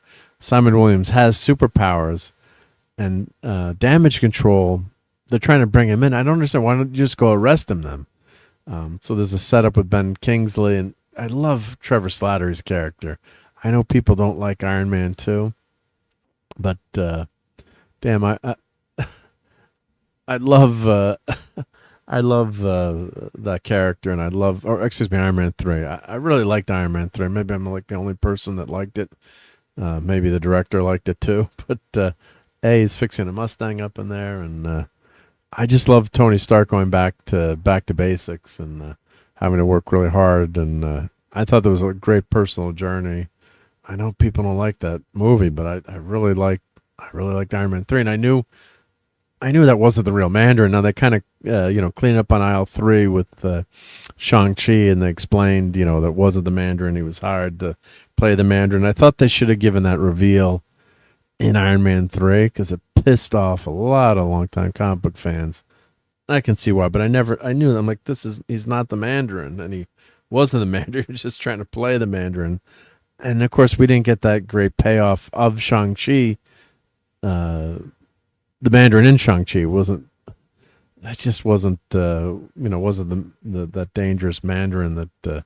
Why do they kill off characters, right? So Shang-Chi had some good moments, but really he's not Shang-Chi in that movie. It's just another thing we could spend an hour talking about. But there were a lot of scenes. I did enjoy the movie, but if you'd called it like random superhero with karate powers, but not Shang-Chi, even though he's supposed to be Shang-Chi. But it was just something that I didn't appreciate. But there was a lot of stuff in that I did like. Yeah. So let's see here. So yes, this is the classic, one of the classic looks for Simon Williams. Yep. Oh, is Mr. Angel heading out? Well, if you are, have a good night, Mr. Angel. Have a great day. Of course, it's let's see, Breakfast for Champions. Yep. Oh, no, Wes, no worries. I get it. The time difference. Yep. And it's morning over in Europe as Xerxes and 300 calls it. Yep. And finally just started watching season 2 of Andor yesterday. But, I've never made it past episode 3 of the first season. I've heard, a lot of good things about Andor. Maybe I'll go back to it, but I think I'll have to go watch from episode 1 again because I did like those first 3 episodes, but man, they're slow. What a slow build-up. But and that's considered probably one of the better Disney minus series too. Yep. And Mr. Angel says an hour and 25 minutes before sunrise. Yep. Wow, you're up early there. And mentioned Schitt's Creek as well. Yep. She was fantastic on that. Yep. Great comedic actress. Yeah, really great. Yep. So getting back to Wonder Man. Yep. So of course the Vision is his engrams, as they explain. It's Hank Pym and the Vision. And Ultron, right, too, right? Yeah, so it's Ultron, yep. The evil villain knows Ultron stole something priceless in the memory tape that made of Wonder Man's brain. They used it to create the Vision, yep. And then, okay, that's what it was, yep. And like the MCU, where he's created via the magic of Thor in the brains of Tony Stark and Bruce Banner. In the original comics, Vision is an android, and he's a computerized version of the brain of Simon Williams. That could be the end of the strange saga, but Wonder Man wasn't done, yep. So we missed out on that. There's no Simon Williams, right? So True Return was seated in 72 and Avengers 102 revealed he wasn't dead. Was in fact comatose since Avengers number 9. Sadly for Simon, it wasn't the Avengers, but Kang who would resurrect him in Avengers 131 as part of the villain team known as the Legion of Unliving. And his brother is actually Simon Williams' brother is actually quote unquote a bad guy too. What's his brother's name? I'm trying to remember his brother's name. Yep, he's missing his right hand. Yep. What's his brother's name? Phantom is here in the chat. Yep. And his relationship with Wanda, just really great stuff. Yep. And he had his ionic powers. Yep.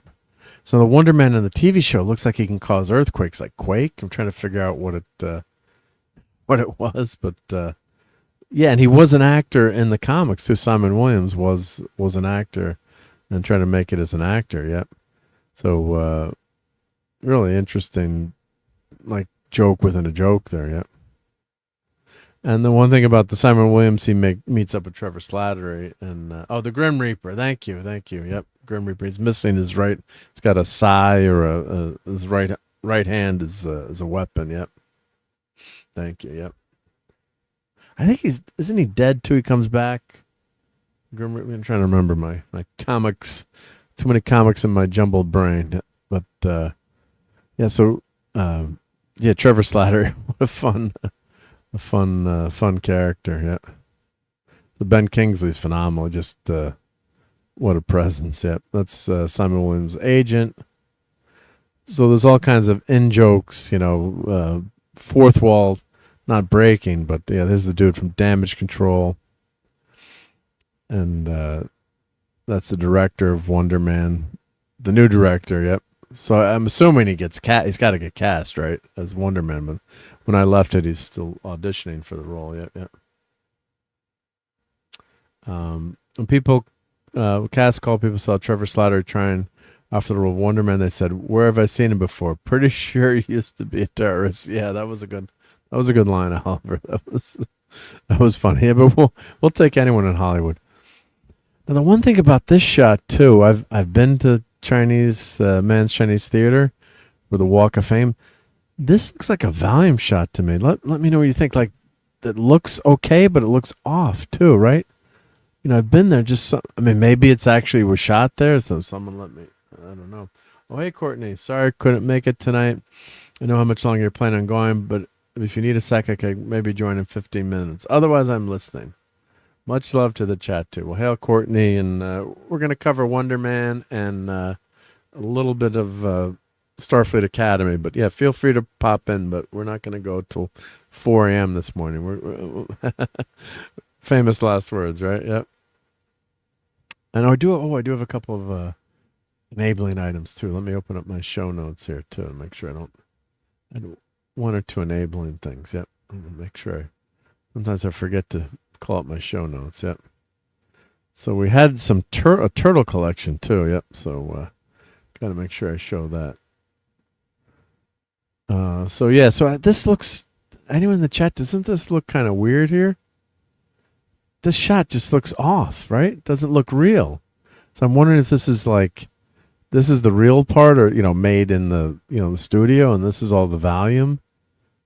I don't know. It just struck me as seeming to be CGI, or of course I would save him a lot of money, but it looks fake to me there. That shot. I don't know. Let me know what you guys think. But Kingsley and has a great rapport with Simon Williams, and this is where he kind of causes like an earthquake. So I don't know what his powers are, but I guess he can. Is there still a superhero registration act or something? I don't know why they're after him so much. It's not really explained in the 45 minutes of the show that I've watched. But and the other crazy thing about him, he's always asking a million questions about his characters. Like, he's playing his first role. He's playing an archaeologist and a teacher, professor, and so there's like 3 or 4 lines, but he wants to go into all the backstory, and he's got to know everything. And it's like, this is just like a quick role, and he gets fired from the role because the TV show he's been on, because they can't take all the questions and how he's slowing down production. So it's a funny meta, I guess as an actor's joke, like, he keeps asking all these questions, and Kingsley's finally, Slaughter's like, just basically let it go. Just act, like, exhale really quickly, so you can't think anymore. Like, don't overthink it. But he's asking a million questions on these roles and the backstory. It's kind of funny too. He's annoying, right? His agent says you're super. There's a lot of super talented people, but not as annoying as you are. You just got to know all the backstory in his characters. Yeah. That's a gimbal there. That's a gimbal I have. Yep, the DJI gimbal. Yep. So I guess he's reading for this role. And he's got it. Obviously, he's getting the role. And of course, Simon Williams always wore those red goggles or glasses and red shirt, a red jacket. Classic, the original version. Yep. So it seems like it's. Hollywood experiencing superhero fatigue. Is it time to hang up the capes at Wonder Man? A lot of in jokes there. Yep. So, Kingsley's phenomenal. Always love seeing him in roles. So we'll see how this shakes out. I think some other people have been enjoying this. Now, originally I was like, what the heck is going on here? But I guess they're doing a meta in-joke where they're, replacing the Wonder Man that we knew with this version of Wonder Man. And he's really not Wonder Man because he's playing him on the, on a TV show / movie remake. So it's, they didn't really need to call the character Simon Williams. They could have just called him something else, I guess. But we'll see how it goes. But it's more of a character study right now as a superhero show. But, yep. And Lemon Pie says, yeah, those images look like ads for Tommy Hilfiger, as I pronounce it. Yeah. Let's see if we get, let's see if IMDb has a couple other pictures we can go through. So I guess the whole series has dropped. I wish they dropped them one at a time. I think that would be a lot better to build up interest, because these episodes are a half hour, so this is thankfully not the Echo show that's going to bore you to death, and you had to suffer through that. But these are quick in and out episodes, so I think that you could blow through this in one evening, which I guess is fine too. But it's more like it's called a miniseries, but it's really it's 3 hour, I guess a 3 hour movie, depending on how, 8 times that, a 4 hour movie maybe. I think that's his agent. Ben Kingsley, yep, we're wearing red, yep.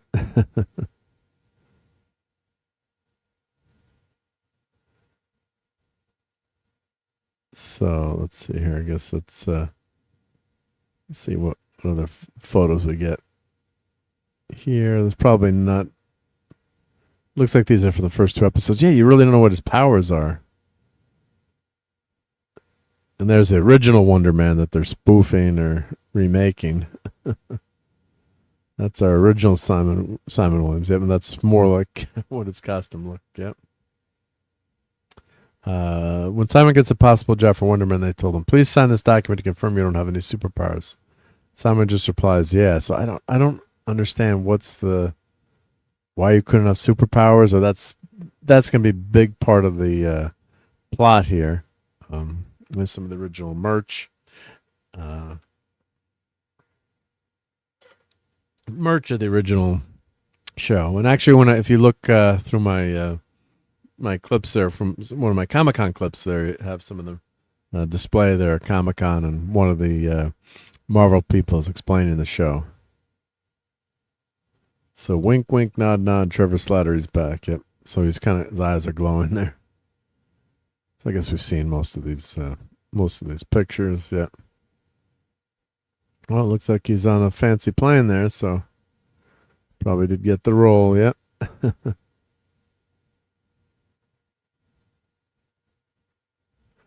And this guy's good as damage control. Yeah.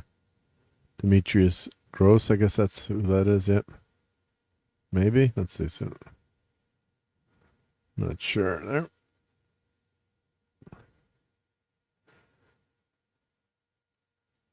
Launch event, yeah. Lewis 10. So there's the cast there. Why didn't they just get Nick Cage for OG Wonder Man? Looks like Superman with that hair. LOL.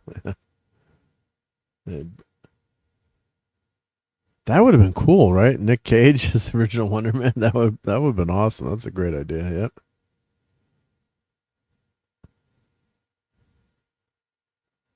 So there's something more going on behind the scenes there. So yeah, so far did I enjoy it? Yeah, you're not getting your Avengers version of Simon Williams, so this is more of a character study, as I said, but it's the first episode was interesting enough that I wanted to see the second episode. So and I didn't finish that second episode yet because it was time for the geekery. But yeah, Nick Cage is the OG Wonder Man. That would have been awesome. Yeah. So I also wanted to cover tonight, of course, rewrap of our favorite Starfleet Academy. Not sure if the great Admiral Teague is still here. So they had a Klingon episode. Let's see. Let's see if I do a search for episode 3. So I thought it was. Let's see. Can I get pictures from episode 3 here? Or maybe if I go to IMDb here. Let's see if I go. Share this tab instead. Let me check out IMDb. Let's see. Starfleet Academy. Let's see if I can get. I think they do it by episode here. Let's see. If I can go to episode 3, because that's the first. How many episodes about on this show? I thought it was just 3 episodes.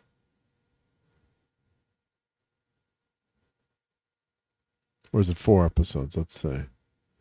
Oh, I guess they're counting kids these days as well. Oh no, beta test. Vitus Reflex. Okay, that was a laser tag episode. Let's. So the first episode was rated 6 out of 10. Beta test, 5.5 out of 10. Vitus laser tag, 5.1 out of 10. Voxen Excisio. Jaden faces an existential crisis as threatens the species while confronting this past. So you're thinking at that. All right, so the setup of this one is it's a Klingon episode basically. Gene Roddenberry wrote Eugene Rod, or why do they? Is that Eugene or Gene? They must be just putting his name up there. First episode of the show to be actually good, says one reviewer here. Flawed but surprisingly good. That's much of a summary there. Yeah, there's a Riker ship arriving. A lot of little member berries there. Yep. Well, these are too big to read, but let's go back here. Let's see, where's the photos for this one? Let's see here. Where are the photos hiding? Come on, IMDb. Tech specs. I guess they don't have photos for individual episodes. I thought they, sometimes I thought they did that. Let's see. Oh, here, photos. Oh, no photos yet, I guess. That's probably why, yeah. All right, so let's, let me see if I can just pull up general photos here. It's actually episode 4. See, I forgot one of the episodes yet. All right, so let's share this tab here. So there's Jaden's dad. So basically the setup of this episode, we heard next week they start touching the fate of Cisco. I guess I'll be getting mad by proxy vicariously. Yeah, well, they've never resolved what happened to Cisco. I just don't. This is following off of the Discovery universe, unfortunately. So it's set 1,000 years in the future, 900, whatever it's 900. The Discovery traveled, so to be free of canon, but they're setting up all the future, and it's following that. The burn is just such a stupid, horrible idea. Of course, they've got to tear down the Federation and have Michael Burnham save the Federation and bring it back together, without realizing there are other ways to go faster than light. And that ridiculous explanation where the Kelpian is able to blow up all the dilithium across the galaxy, just ridiculous. So that's one of the big problems with this show too. It's following off of that. Legacy. So basically they're trying to still save the Klingons. Kronos is was destroyed, blowed up. So they're Klingons still don't have a home. This is like 800 years in the future, and of course they've got to fight for a planet. They can't accept handouts. Just a lot of it doesn't make sense. Now some of the characters had some interesting moments. Of course, they made a big deal of his. I guess he's got 2 moms or 2 dads? I don't know, but it's it's just a distraction. It doesn't really become part of the story. But a lot of the episode is a debate. So the doctor, they want to debate whether or not the Klingons, the Federation should give the Klingons a handout, basically give them a planet. There's a planet they discover that's just like the Klingon planet, same density and temperature, I guess, and very compatible for the Klingons. And Jaden, of course he can't. In the beginning of the episode, he can't speak. He can't handle going to having a debate at all, and shaking, and he can't handle the truth, basically. And by the end, of course, he becomes a master debater. I could phrase that better, but believe it or not, I was actually on the debate team in high school, and actually did win some debates. I did have some debate trophies in my basement, so I was a master debater as well. Came in first place at one of the Yale debates. Yep. which was a lot of fun. But when they're showing these debates, you never interrupt someone when you're debating. Like, you're not allowed to interrupt someone. So in some of these classroom scenes, they keep interrupting them. I guess they're doing it to move the episode along. But there's a Q&A in a debate, but you have to let the person answer, and they've got a time limit. You can't, once you ask your question, then you can come back after the time limit. Or if the person says, you can just go back and forth, like a minor point, as someone who was on the debate team. But maybe in the future they don't know how to debate. But they keep setting up this debate. And what the hell shoes is he wearing here? Look at these freaking shoes that he's wearing. Yeah. Do they have? Let's see. They've got a picture of these. I don't know what the heck kind of footwear he's got going on here. Let me open this link in the new tab. Check out these shoes. I guess they're trying to make them taller, but why'd they put that space in between there? And Mark's 47 says they recopy the Andromeda plotline more or less. Federation dies. Crew from the past arrives, horrified to see it fell. Try to help reunite him. God, now that you mention that, that's 100% right. Yeah. Yeah. I didn't even think of that. I haven't seen Andromeda in a long time yet. Of course, that was the show with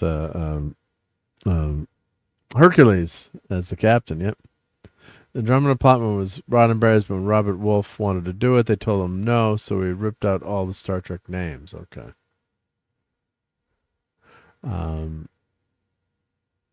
I can't describe how much I dislike Starfleet Academy, says Mr. Angel. Yeah, look at the feet there. Look at those ridiculous boots. Man, those are crazy. Yeah. So I got to say that the basic setup of the story is not a bad setup for the story, right? The idea of this is not bad.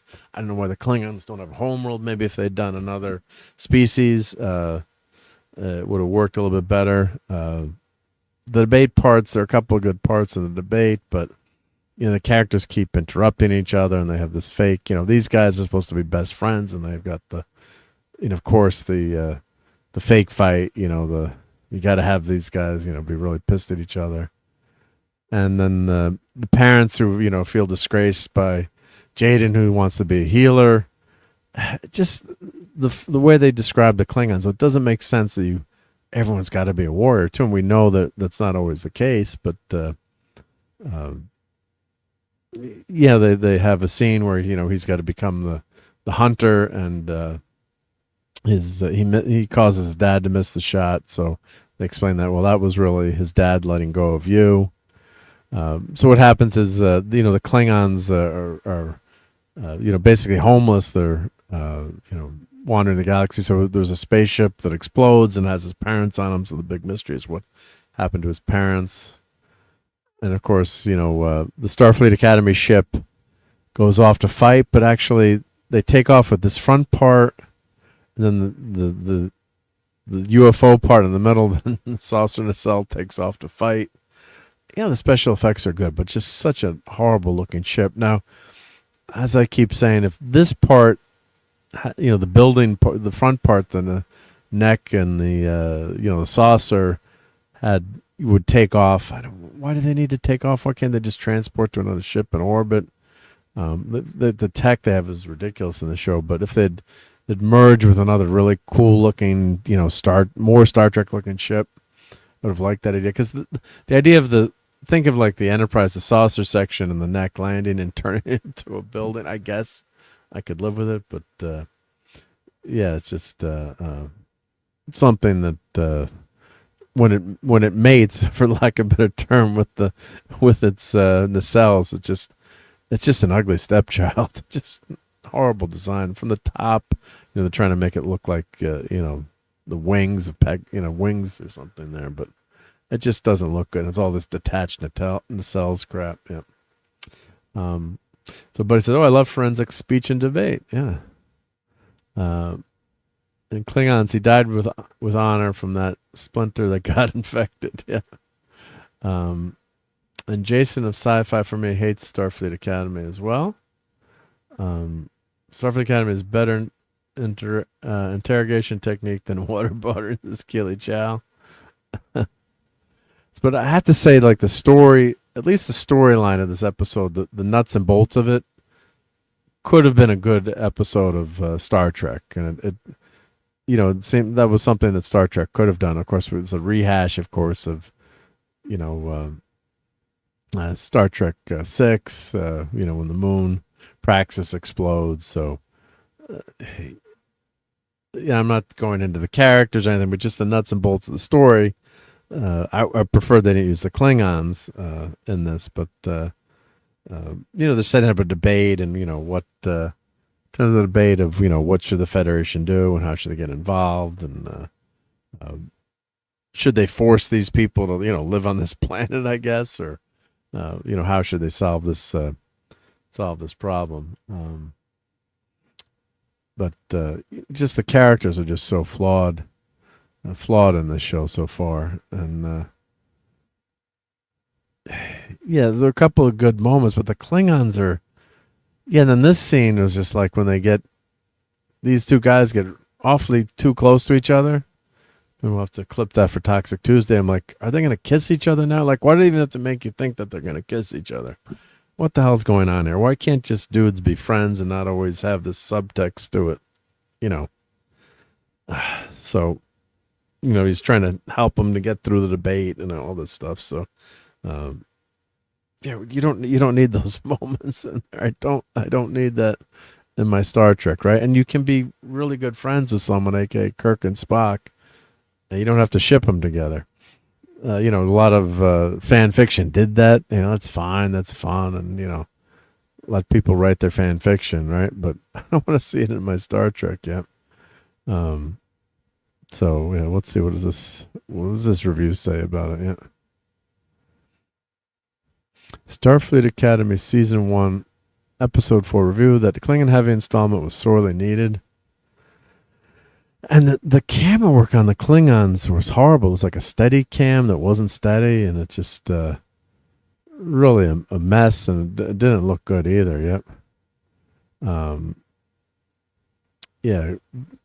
Vox and Excelsior, I can't pronounce a damn thing, puts Jaden Craig in limelight. Many disgruntled Trekkies have voiced their displeasure at the presence of a non-violent Klingon. This type of character is nothing new to the franchise. Not only does the latest episode prove that Jaden is authentically written, I hate the word authentic. Today it's been so overused, and you know what it means yet. Member of the species, but the way Klingons as a whole are handled is masterful, while also being a fascinating examination of how ridge-headed race slots in a Trek's 32nd century. Fixes the biggest mistake of SFA season 1, episode 3. Showed a lot of familiar elements fall back in its first 2 episodes. Too hard on a game of calculus no one asked for. Wasn't entertaining. Well, it does focus on less characters. Like this character, the hologram character.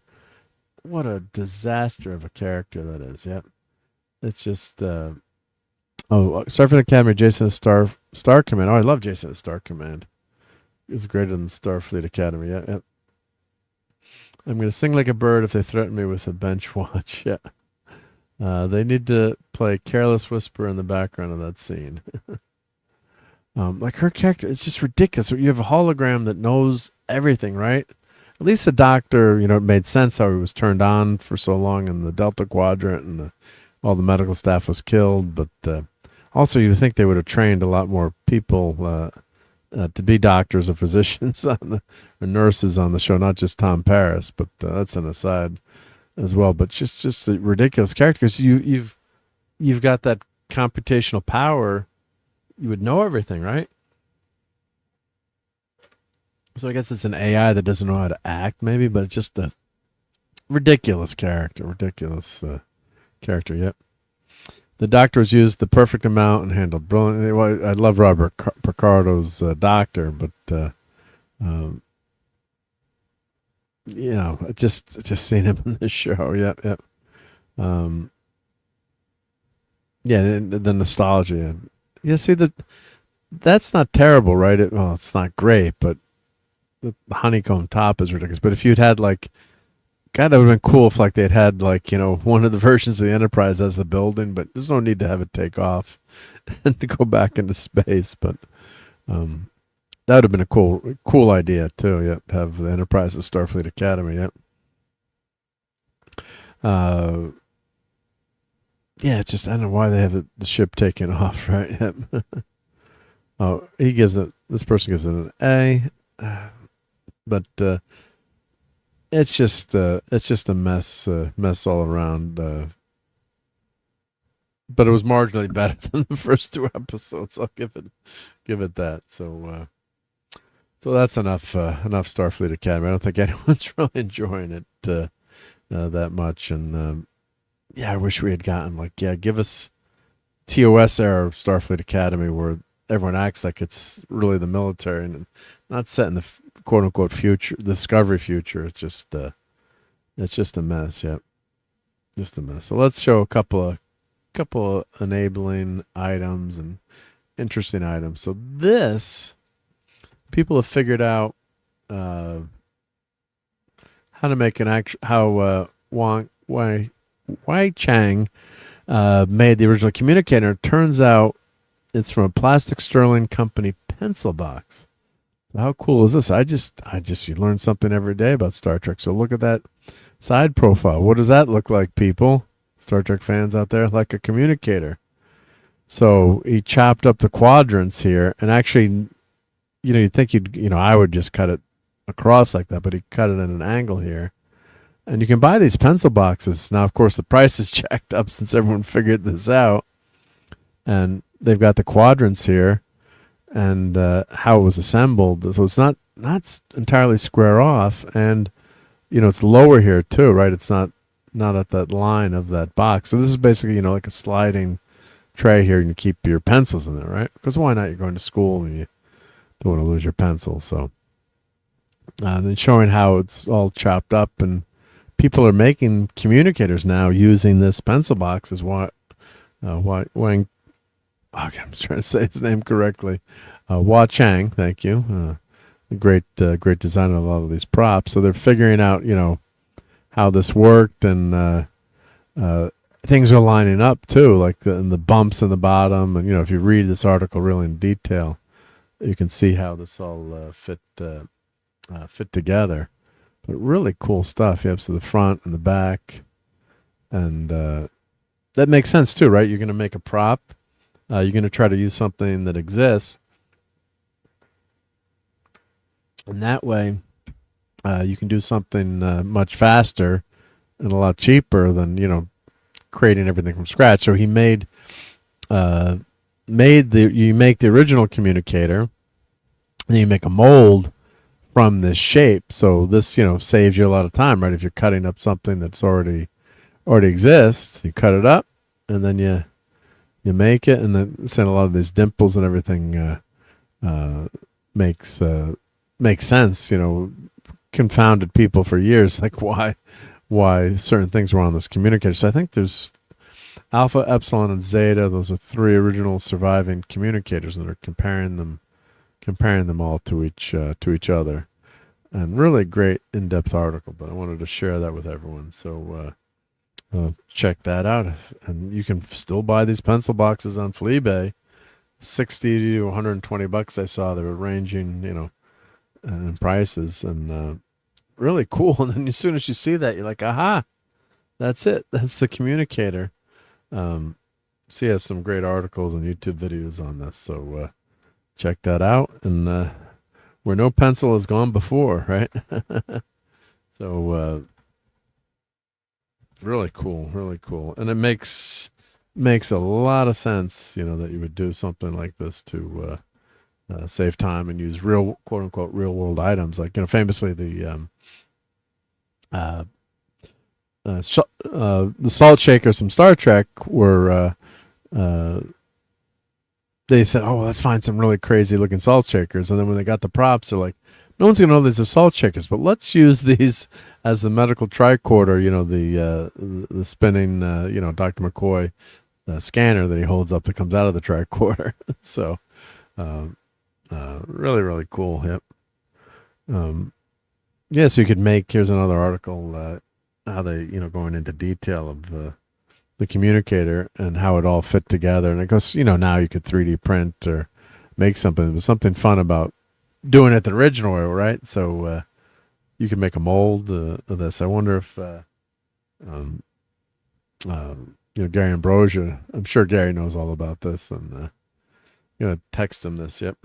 It's time for you to make a communicator, because he makes some great props. So he's into molding and done some really cool stuff. So so the idea was you'd make this, and then you'd mold that, make a mold from this, so you could create make a bunch of them. Yep. So really, really cool. Yep.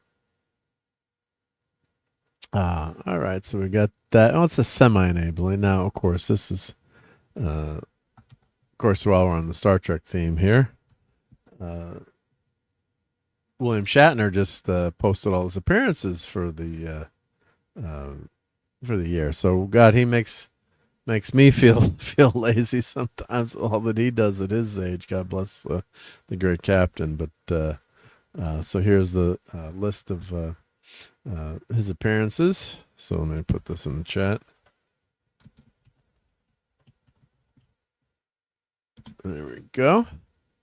So the Trek Cruise, Emerald City Con. So look how busy it is. Fan Expo Cleveland, Orlando, GalaxyCon Richmond, Planet Comic Con Kansas City, then back to Pittsburgh, Calgary, Liverpool, in England, Star Trek Tour Ticonderoga. So God, June 26th. I would love to be able to make one of these. Yep.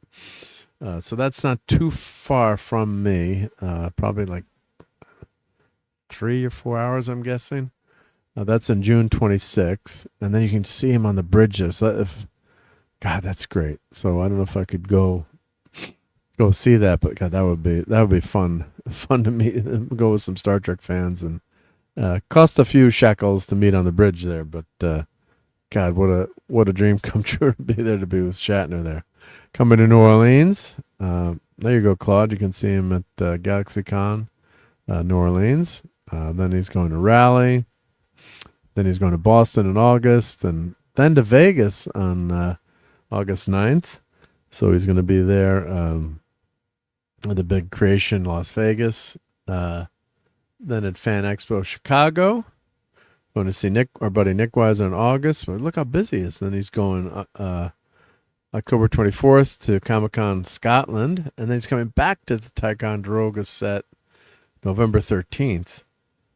Yeah, November 13th and November 15th. Yeah. Oh man, that's cool. Then he's coming to Ireland, November 21st. He doesn't rest, this guy. November 27th, San Francisco, and then GalaxyCon Columbus, Ohio, December 4th. How cool is that? So that's the great captain's schedule. Quite busy for the year for someone who's getting up there, right? But not slowing down, and yeah, and God, he's no transporter involved either.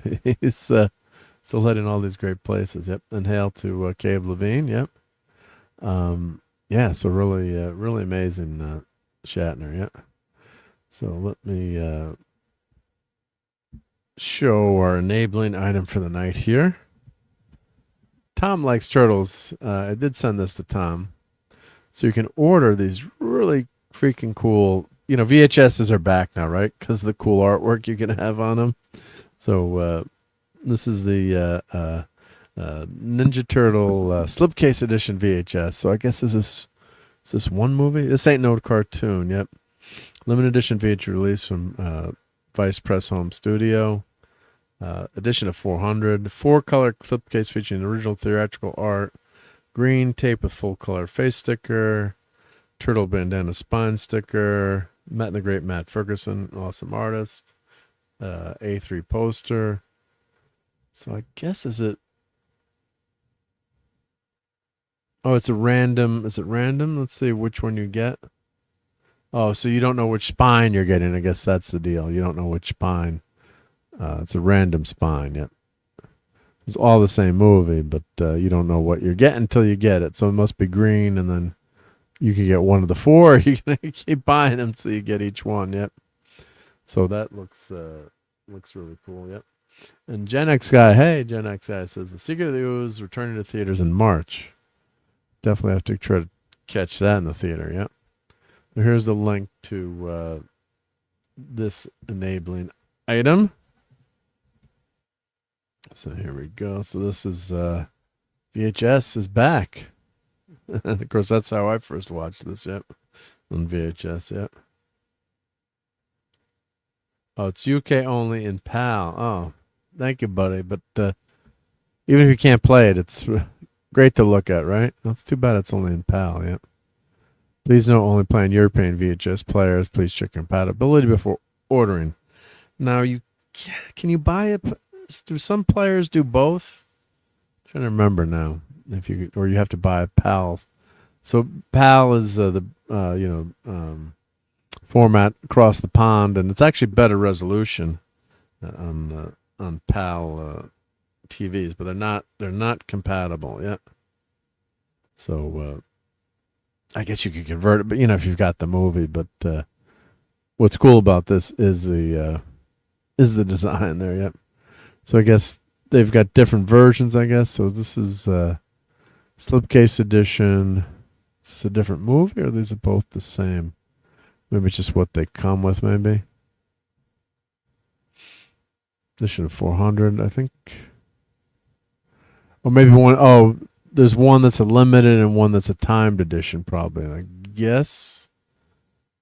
Maybe. What's the difference between these two? This one comes with a poster, maybe. Matt Ferguson designed slipcase. There we go. Yep. And then this is the collector's edition, which probably comes with both versions, I'm guessing. Yep. So yeah, Matt Ferguson's a great artist. Yep. Love his stuff. Yep. That looks really great. Yeah. Too bad it's only PAL format. Yeah. And I guess then they've got this awesome poster you can buy. Yep. Cowabunga. Limited to 300 and 24 by 36. Okay, so that's a nice size, hand numbered. This has been shipping in March. That's not a bad price, actually. Of course, you got to pay for the shipping from across the pond. So, and Courtney says, "Don't wait for me. I'm too held up." Well, as long as you're not getting robbed, that's good. Yeah. Wonder how many more times I'm guessing you're saying Shatner's made from cons. How much money's made from they did Star Trek movies? Probably. I'm assuming now he's probably made a ton more. Yep. I'm sure he was paid pretty well for those movies back in the day, but yeah, all those years adding up. Yep. And Caleb says, I'm gonna have to ask what happened to all the VHS movies we had. Yeah, I didn't throw out any of my movies. Still have them. Of course, a lot of them are trashed and a mess, but playing them, and you didn't take. Who would have thought that they would be collector's items someday? Yep. Oh, Mr. Angel's got to go. Have a great week, everyone. Yeah, great hanging out with you, Mr. Angel. Yep. I don't mind vinyl records, but not getting VHS. LOL. Yeah. I think it looks really cool, though. But yeah, I mean, I'm sure you'd agree that it looks cool. But yeah, it's the quality's not there, right? Vinyl records, people love the sound of vinyl, but yeah, it's and as Donnie says here, same. Now that the Power Rangers playback YouTube channel got fully restored, woohoo! So yeah, just some fun nostalgic memories there of all those people that like turtles, like us. Yep. So some really fun designs here that it's great to have the opportunity to spend money on this stuff, right? So yeah, I just love those collectibles like that. It's, would I buy it myself? No, I wouldn't. I do like turtles, but maybe not that much. But I do like the idea of these VHS re-releases. But maybe if you bought the Blu-ray, it came with the VHS, but it's probably pretty expensive to still make these, or even more expensive now to make these VHS tapes because of limited production and just the nature of it too. It's got to be slow to make. So yeah, it's something that I kind of like, but it's like a part of a set that'd be fun. Like get the VHS too, and you can put it on the shelf, and kind of looks cool now, right? Which is hysterical, right? But yeah, it's a lot of fun to think of. Things look better too, right? VHS, the quality was just never there, but it's a nostalgic factor there too of how much you remember being able to watch movies back in the day when you had to go to the movie theater before. So, but yeah, I do like that idea. I think it's a cool idea, but it's kind of expensive for $50. Yep. But Tom Connor should own that, right? Yep. Tom should have that. Yep. Or they should send Tom one. Yeah. Tom should have to buy one. They should give one to Tom, right? He's the number one turtle fan out there. Yep.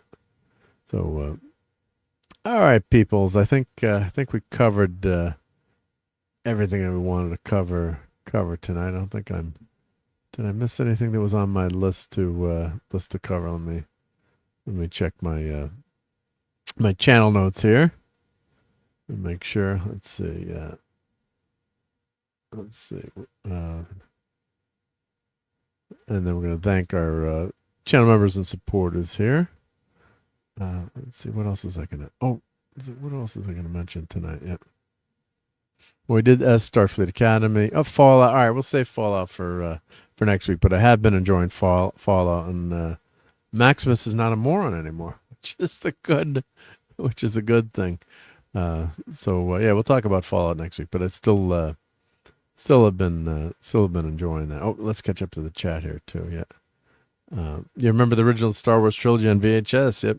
I got that in my living room right now. Yep. Rennie Jacobs, who voiced April O'Neil in the 80s TMNT series, celebrates her birthday today. She's 69 years old. Well, God bless her. Yep. April O'Neil is 69. Wow. And Mr. Anderson says, I like to remind people that old VHS tapes not stored properly will literally crumble looking in. The box is stored in a hot attic, in a box in direct sunlight. Yeah, those are gone.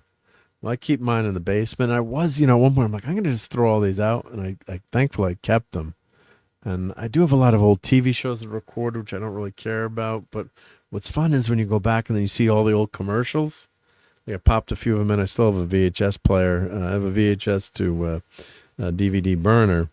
And damn, it's fun to watch some of those old commercials. It's more fun than seeing the shows. But yeah, you're right. Yeah, if they're not preserved, and yeah, VHS won't last forever. Neither will your DVDs and things you've burned. I mean, they will last if you've converted them to a hard drive. But then if you lose that hard drive, God forbid, then you're going to lose it. And who knows with the formats, right? Eventually formats get lost, and how do you play them back? I was at one of the Smithsonian museums. The Aircraft Reclamation Center used to open twice a year. I don't know if it still does. We can go behind the scenes. One of the museum curators there, it was a fantastic day. I wish I had a digital camera. I only have like 10 pictures or 15 pictures. all the aircraft that they're working on and fixing or mothballed or, you know, stuff that can't make the museum. If you're an aircraft nut, oh God, it was such a day. And they just didn't have, you know, film was expensive, and I didn't, you know, I would have taken probably 1 million pictures. But they were showing us like a box of tapes, and they're like, we don't know what format this is, how to play it back. You know, it looked like reel to reel, or like, you know, is the machinery left? You know, like we don't know what's on here, and it was recorded. It wasn't film; it was audio. But they're like, we don't even know how to play this back. You know, so stuff can get lost like that too. Yep. And Buddy says, Marvel are releasing Ultraman Omnibus in July. It's up for pre-order. Well, thank you for letting us know that. Yep. Remember the Star Wars trilogy, the Alien trilogy. I was watching Aliens like 20 years ago, and VHS was really staticky and bad shape picture-wise. Yeah, your VHS tapes can go, and it was just it's a crappy format. It was great for, you know, seeing, you know, getting to, you know, see movies, you know, at home for the first time, but just a crappy Fallout format. As I'm reading, Fallout improved because the writing get a little more serious instead of being completely stupid and goofy. Yeah, Caleb, I agree. The you know, the stuff with Lucy, she's got those snippy comments, but it's not totally goofy. And Maximus is not a moron, is my headline for season 2. Yep. So, yeah, I really want to thank everyone for hanging out with us tonight, and let's thank our awesome channel members here. Let me play our thank you to channel members video.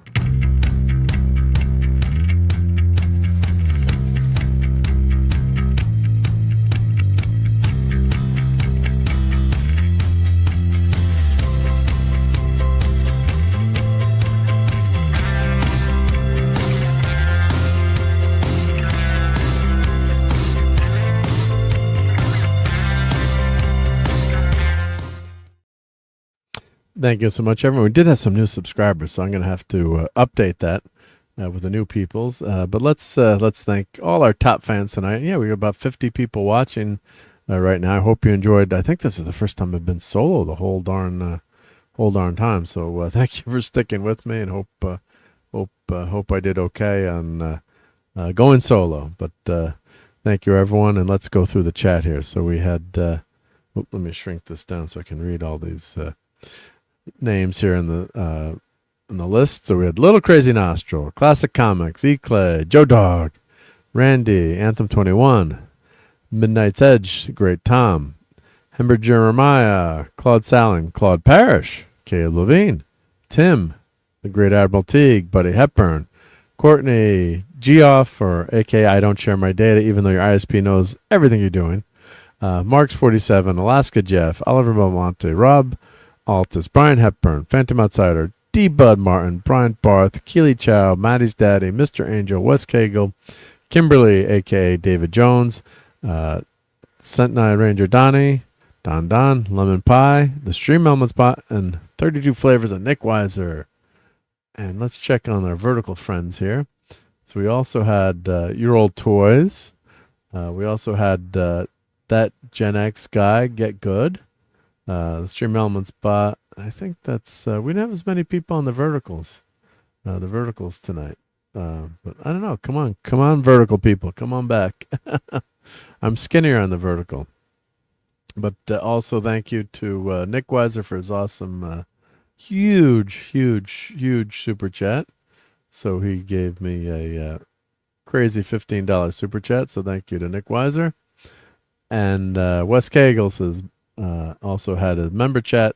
Cold day is nothing better than hot buttery toast. Well, let's play that again. We all love hot buttery toast, right? Let's see here. Would you like some toast?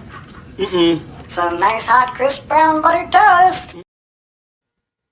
So good night to Keely Chow. Good night, Courtney, and hope to catch you next week. And good night to all. Good night, Jonathan Conroy. I hope I got everyone in the chat here. Yep.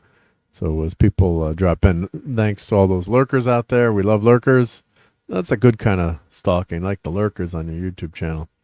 And really appreciate you guys hanging out with me. And God, it's a lot of fun fun doing this Sunday Night Geekery show. Sometimes I'm a little tired tonight, but no, it's always then you get rolling. You have a great time. So thank you everyone for being here. Have a healthy and safe week.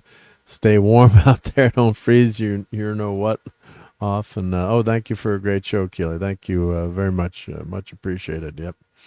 And go check out Wonder Man. I can see where people are hesitant about that, but I'd say the Knights of the Seven Kingdoms look like a really promising show, and Fallout has been damn good too. So go enjoy that stuff. And we'll catch you on the next Geeker. And let's play some clips on the way out here. I'm gonna pull myself out and play some fun clips.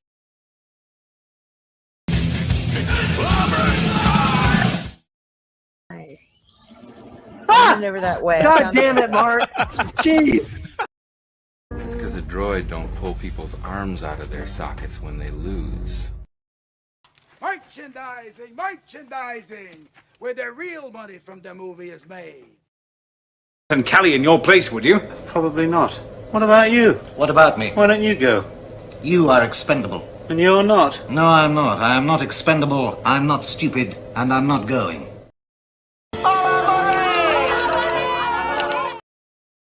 There's only one thing I want to say to you, Commodore. You're a dumbass. I protest. I am not a merry man. Groovy. I like you a lot.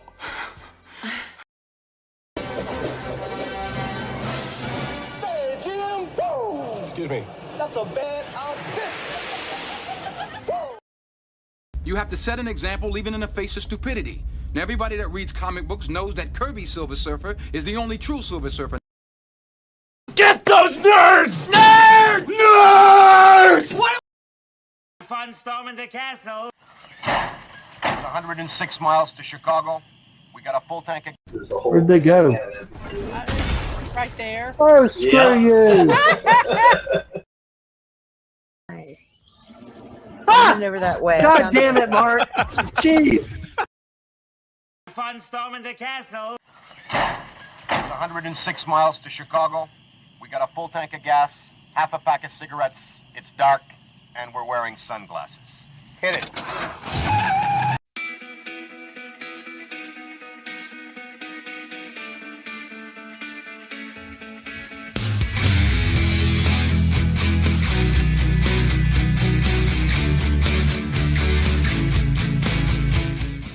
You're still here? It's over. Go home.